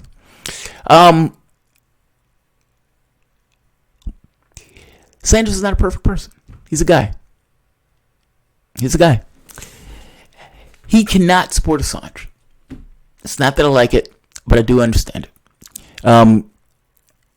Assange publishes factually true information showing that Hillary Clinton and the Democratic Party were essentially cheating that same Bernie Sanders. Bernie Sanders accepted the fact that they were cheating him, and for the most part still turned around and supported the person and the party that was cheating him remorselessly. Despite the fact that he turned around and supported him, they still put a knife in him at every opportunity they got. And, Assange, however, embarrassed the shit out of the Democratic Party. If Sanders says anything about Assange, Sanders doesn't become president. Sanders doesn't even make it out of the primary. He doesn't make it out of the primary. The people who are in the Democratic Party are a bunch of hashtag resistors. I never know what they're resisting or when they start it, but they scream about it constantly. They hate Julian Assange for the reason that they think Julian Assange was the reason that Hillary Clinton lost. The information that was released showing that they were cheating Sanders was something that Sanders could not touch at all, especially in this context of him trying to run for office. You could say that's weak. You could say that he shouldn't do that. You could say that maybe he shouldn't be president if he can't support Assange. You can say all those things. The fact of the matter is his priority is to become president. And if the priority is to become president, everything else is subordinate to the priority. Him bringing up this notion of Julian Assange loses. Not necessarily in the outside of the primary, but in the primary with a bunch of rabid Hillary Clinton supporters, it loses. I'm just saying. You can call me a hypocrite on that, but there are other issues of Yang that I have problems with. I mean, even the way Yang is talking about giving $1,000 and taking away other services in order to give that $1,000. I have no idea what Yang's foreign policy is, nor do I even trust him on foreign policy. So it's not just, the one thing. It's not a single issue thing. But it does play a lot into it. And he doesn't necessarily have the baggage that Sanders has, even though they still may ding him for it if he came out in support of Assange. Tulsi came out with support of Assange, so gold star for that. But yeah, it's I don't like it, but it's just one of those things you accept. I mean, you accept it or you don't. Baltazar, I'm saying she seems to attract Trump supporters, and that's pretty worrying. She's not using economic populism to appeal, rather reactionary buzzwords. Oh, I think I read that one already. I feel you, Baltazar. Catering to Trump base is not the same as appealing to Trump support. Oh, I see. I misunderstood the first time around. You're trying to say that she's catering to Trump's base. She's not appealing to them. There's a difference in those things. Like if I'm on The View and I know that lunatic right-wing McCain's daughter is sitting there, and I use certain words that deprioritize issues of identity, and cut my language in a way that makes her say, "Oh, I like that." Well, at that point, you're using language to try to appeal to the individual. I think that's your point, Baltazar. That was the first time I've seen her do that. I thought it was such a weird interview. I need to find that interview. She was talking on The View, and the words that she was using were certain buzzwords in order to make that work. And I was like, okay, maybe she's doing both. See, I took it as she's trying to walk and chew gum. I know I have a base out there from the right wing that supports me and likes me, and so I am going to appeal to that base using certain buzzwords and everything else, while simultaneously sticking to the items that I say I am, attending to. Look, Belt, I've said this before. I gave Tulsi Gabbard's chances of winning. I gave a bit of probability in the sense of like 1%, because last year they didn't think Sanders had any chance of winning, and Sanders caught fire. So there's a possibility, of course, that any particular person can catch fire. Not Delaney. Delaney would never catch fire. But Tulsi Gabbard had a chance. She was a unique candidate, and she was trying to at least be even on some of the other economic domestic issues with Sanders and many of the other candidates. But people didn't know her. And this notion of foreign policy is not something that digs in people, even though it's something that people care about. I hope that you understand what I mean. There's a large section of the American population. Only 2% of that population is in the military. 1 or 2%. Meaning that the president's men, the majority of the people, for the most part, are not in the military. Meaning they're not going to fully understand in the flesh-to-bone way. Even though you can make the argument of regime change wars, and people, if you ask them, they would say, yes, I don't think we should be wasting money in these wars. They would agree with you. But other things are going to take priority over that particular issue, which is probably why she was moving to issues like she was suing Google, and she was going to like the thing in like Puerto Rico and those type of things. She was trying to find additional buzz or another vein where she can kind of tack her wagon to. Putting a knife in Kamala Harris gave her a bump. She did God's work.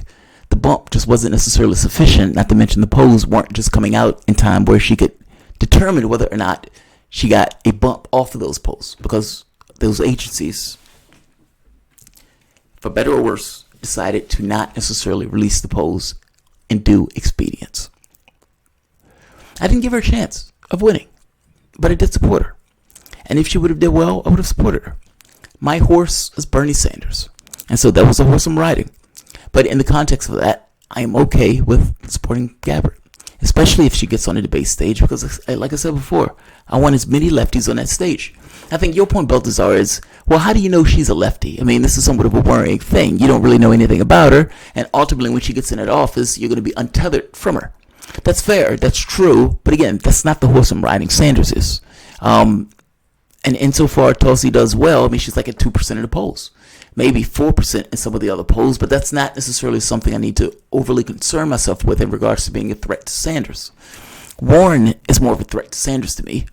And I got to be honest, I don't necessarily want to do anything to antagonize Tulsi's voters, because, again, I like Tulsi, and I want those people to come over to the side, and I want her backing Sanders in the race. And the last thing I want is them two getting antagonistic, or their supporters getting antagonistic, where one decides that they don't want to support the other. She didn't seem to attack Sanders in that debates, nor in anything else. And she seemed to tie herself to Sanders in some way. I do think that's somewhat of a positive trend, even though you might say that's just a political dodge. I don't know. I mean, sometimes it's hard to know until the people actually get in office. And I agree with you that the buzzword thing is a little strange. I mean, even though she's a politician, and politicians lean in the direction of the votes. So I feel you, Belt. I feel you. I get where you're coming from on this. I totally do. Let's see. Marcus Will, I'm not calling you a hypocrite. No, I think I'm calling myself one. My point is that Bernie, you get Medicare for all and Green New Deal, but still get $7 trillion wars. Oh, I see. In the Middle East and directed and internet. Well, oh, yes and no. I mean, so that's a yes and no, right? I mean, in that bill that Bernie put, he was cutting the military budget. Not to mention, Sanders came out and kind of made this point that the Syrian war seems to be a bit illegal, and the Yemen war definitely seems to be illegal. I guess my point is, whatever you want to think of him, from the standpoint of foreign policy, he has moved to the left. He may not necessarily be sufficient to where you want him to be, but he has moved to the left.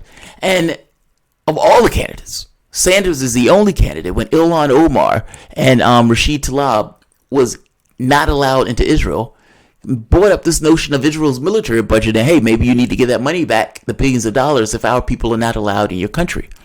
Like, even in the debate with Hillary Clinton, where he went after Hillary Clinton on this notion of Israel.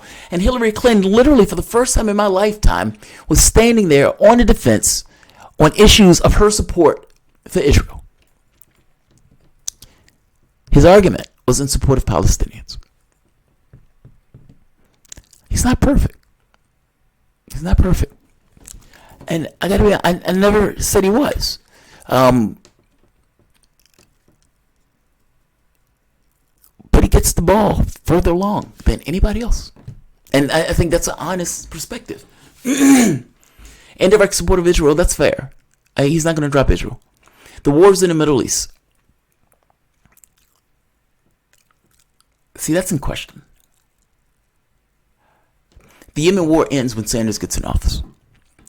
Whether or not our actions in Syria ends or not, that's up for question. He is talking about cutting the military budget. He's talking about cutting the military budget. Look, he's not perfect. I never said he was perfect. And I'm not trying to be a hypocrite on some of that stuff. I do give a little leeway, per se, to the horse that I'm riding. Of course, everybody gives a little bit more leeway to the horse that they're riding. But in this very specific case, though, if he wants to be president, he can't mention Assange. I don't like it, but it is what it is. It is what it is.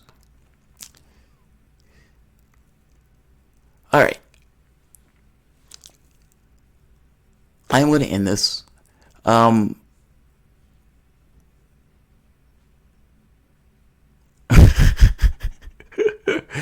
Jay Scott, I heard from a reliable source that Bernie Sanders ride the Lolita Express.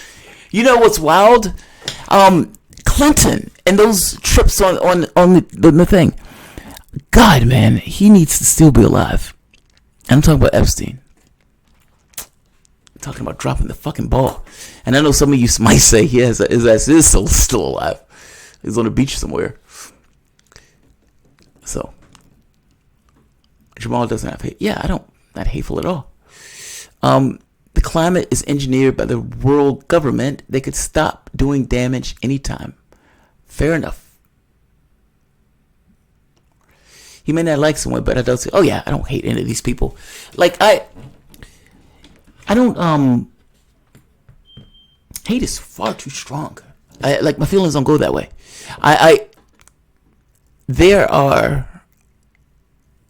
don't like Koch brothers, but I don't hate them, if that makes sense. Like, I don't like the things that these guys do, but hate is something different. My feelings don't go that way. Yeah, my feelings don't go that way. All right. I'll end this. Guys, I really do want to thank you guys for supporting this content. When I say it's brought to you by you, I really do mean that it's brought to you by you. And, feel free, like if you patron, super chat, or otherwise, to send ideas for next week. We really do build the show off the ideas that people send. So when I say the show is brought to you by you, I really do mean it. Honestly, thank you for you guys' help on this particular show.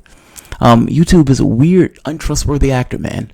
There's a union, I think it's in Germany, called Fairtube, and they got YouTube to come to the negotiating table. That was absolutely fascinating. They gave YouTube this kind of letter that was an ultimatum of appearance, and YouTube responded to them. Maybe I need to do that story. That story is interesting. Maybe create some buzz around it.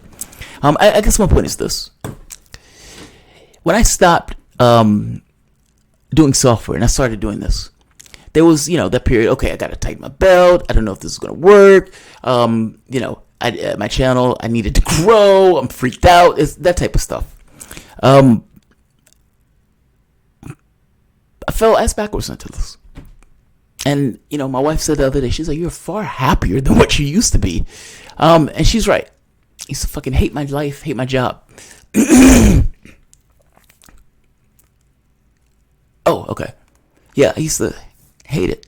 So, you guys are allowing me to do what I do in Central. Anyway, you heard my wife say, she says, I can't get away from it. I can't get away from it. And I have to tell myself to not engage. Because the way I think, this is it. Like, I tend to spend a lot of my time reading, looking at news and trying to understand it. Listening, reading books, reading articles. And because of such, whereas she would have like a work day, where she's talking to people at work and everything else, my work day is literally studying and presentations of information. And so when I talk to people, what I talk to is about that stuff. Like, there's not this other ancillary stuff that kind of comes up because I don't really care about that stuff. I care about the news. And I don't understand people who don't care about the news. It's like, yeah, Hong Kong is on fire. What? Really? Yes. And the Amazon is on fire. Really?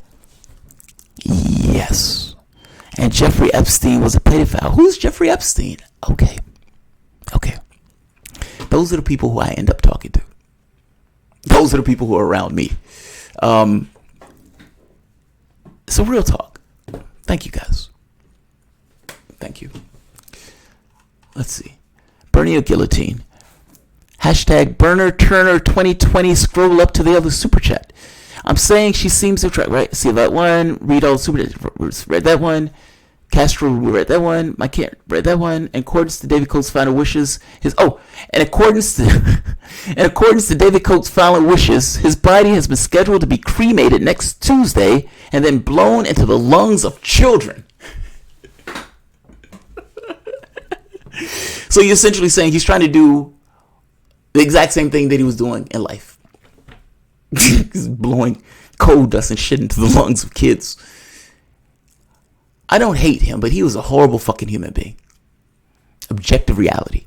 His mama may like him. People of his class may like him. I am not a person of his class. So there's that. Oh, I have one more, and I'll end it here.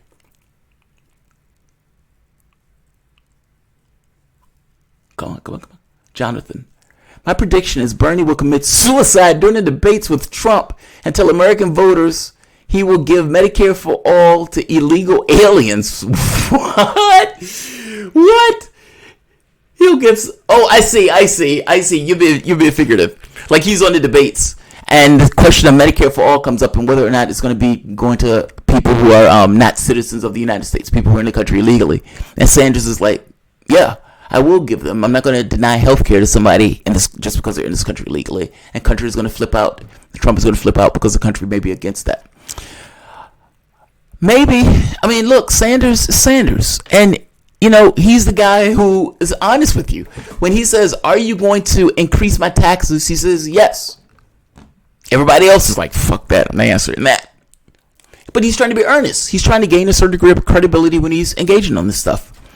I mean, how do you deprive or how do you deny people who are in this country illegally of health care? They come to the hospital and you're like, yeah, you can't get seen. You realize that right now, if you were in this country illegally, you could go to the hospital and be seen just like anybody else. Why would that change if there was a Medicare for all system? I don't understand why that would change. Now, on a debate stage, you might be able to make hay of that.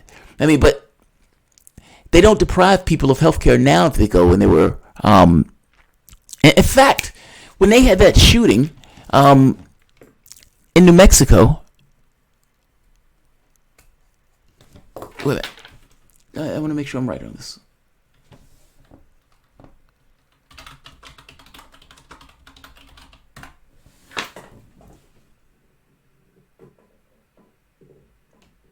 Okay, right. That was a new shooting. All right. So when they had that recent shooting in Ohio, and Jesus Christ, there's like mass shootings every day. I'm looking for a very specific one.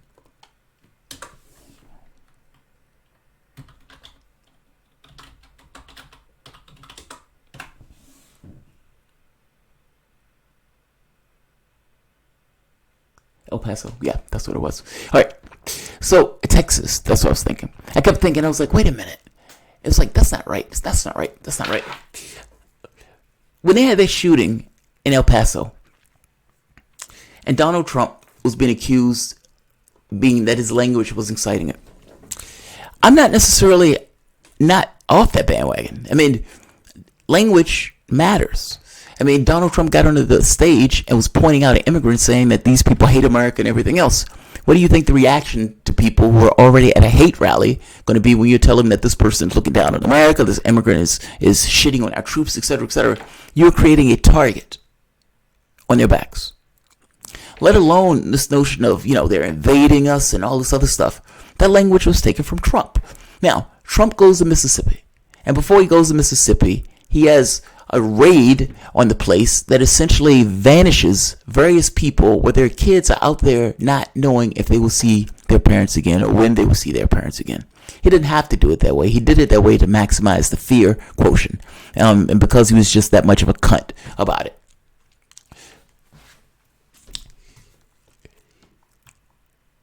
He may be able to get a bit of hay off of saying stuff like that and dealing with that. But in a contextual debate, I'm skeptical.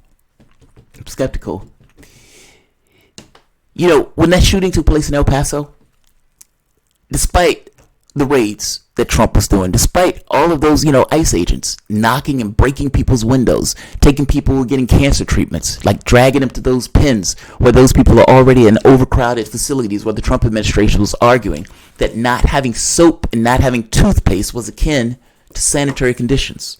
When the news media went into one of those facilities, they said the stench was overpowering. They packed that many people without the ability to get baths and showers and water and even food at times. Hospitals still accepted people who are here legally. I hope you understand my point. The hospitals weren't turning away illegal aliens when they were in the country, even after the killings and even after everything that Trump has been doing in this case. If you are ill, if you are sick, you can go to the hospital, whether you're an illegal alien or not. I hate that word. Essentially, whether you're here illegally or not, you can get hospital care. I don't know why they would change on their Medicare for All system. Just saying.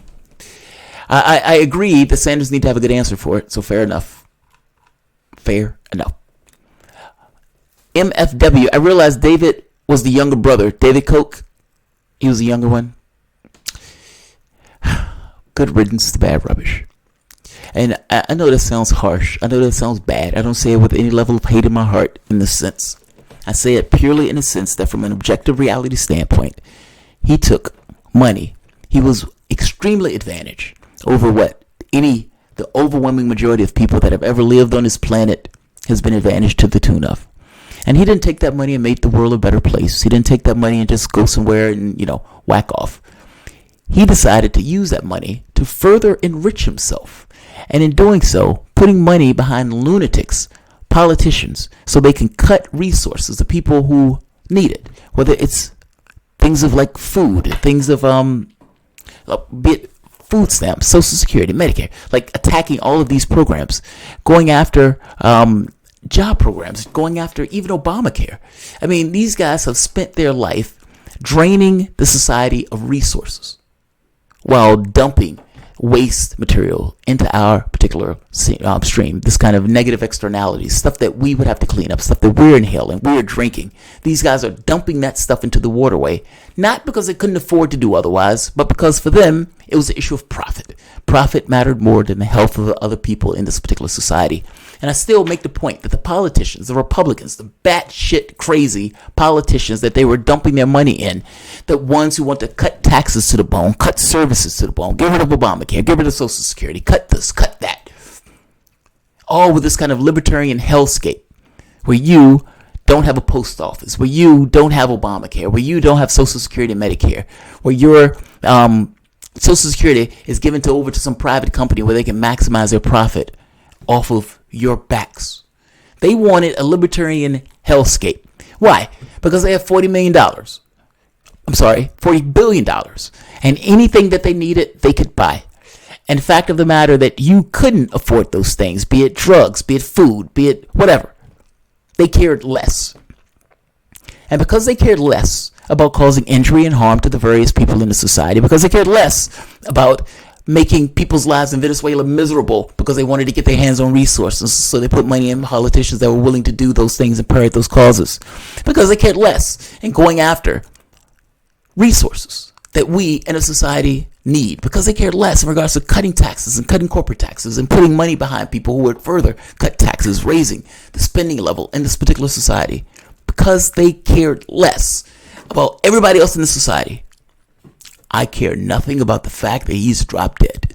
And I don't quite understand anybody of this particular class that sheds one tear, that sheds one moment of doubt where they say good riddance to bad rubbish, that this world is an ounce brighter now that he is not in it. If you were in a spaceship far away in some other galaxy looking at this little blue marble, it would shine that much brighter that he is dropped dead. He's a horrible fucking person. Let's be honest. Don't sugarcoat that shit. It is what it is. Bernie or guillotine. I've never wished a man dead, but I have read some obituaries and great pleasure. Mark Twain sums up my feelings about David Coates' passing. Oh, I love that. I've never wished a man dead, but I've read some obituaries with great pleasure. That's funny. I love that. God, I love the way Mark Twain talks. It's a knife, but it's a knife in a way where it takes you a moment to say, oh, right. He's talking about, he loves the fact that he's reading this guy's obituary because, this guy was an asshole. Yes, Bernie or guillotine, yes. All right, guys, I'm going to end this here. Too close to the mic, I'm too loud. I'm not entirely familiar with this mic yet, guys, so it may take me a little bit to get used to the sound. Yeah, he was horrible.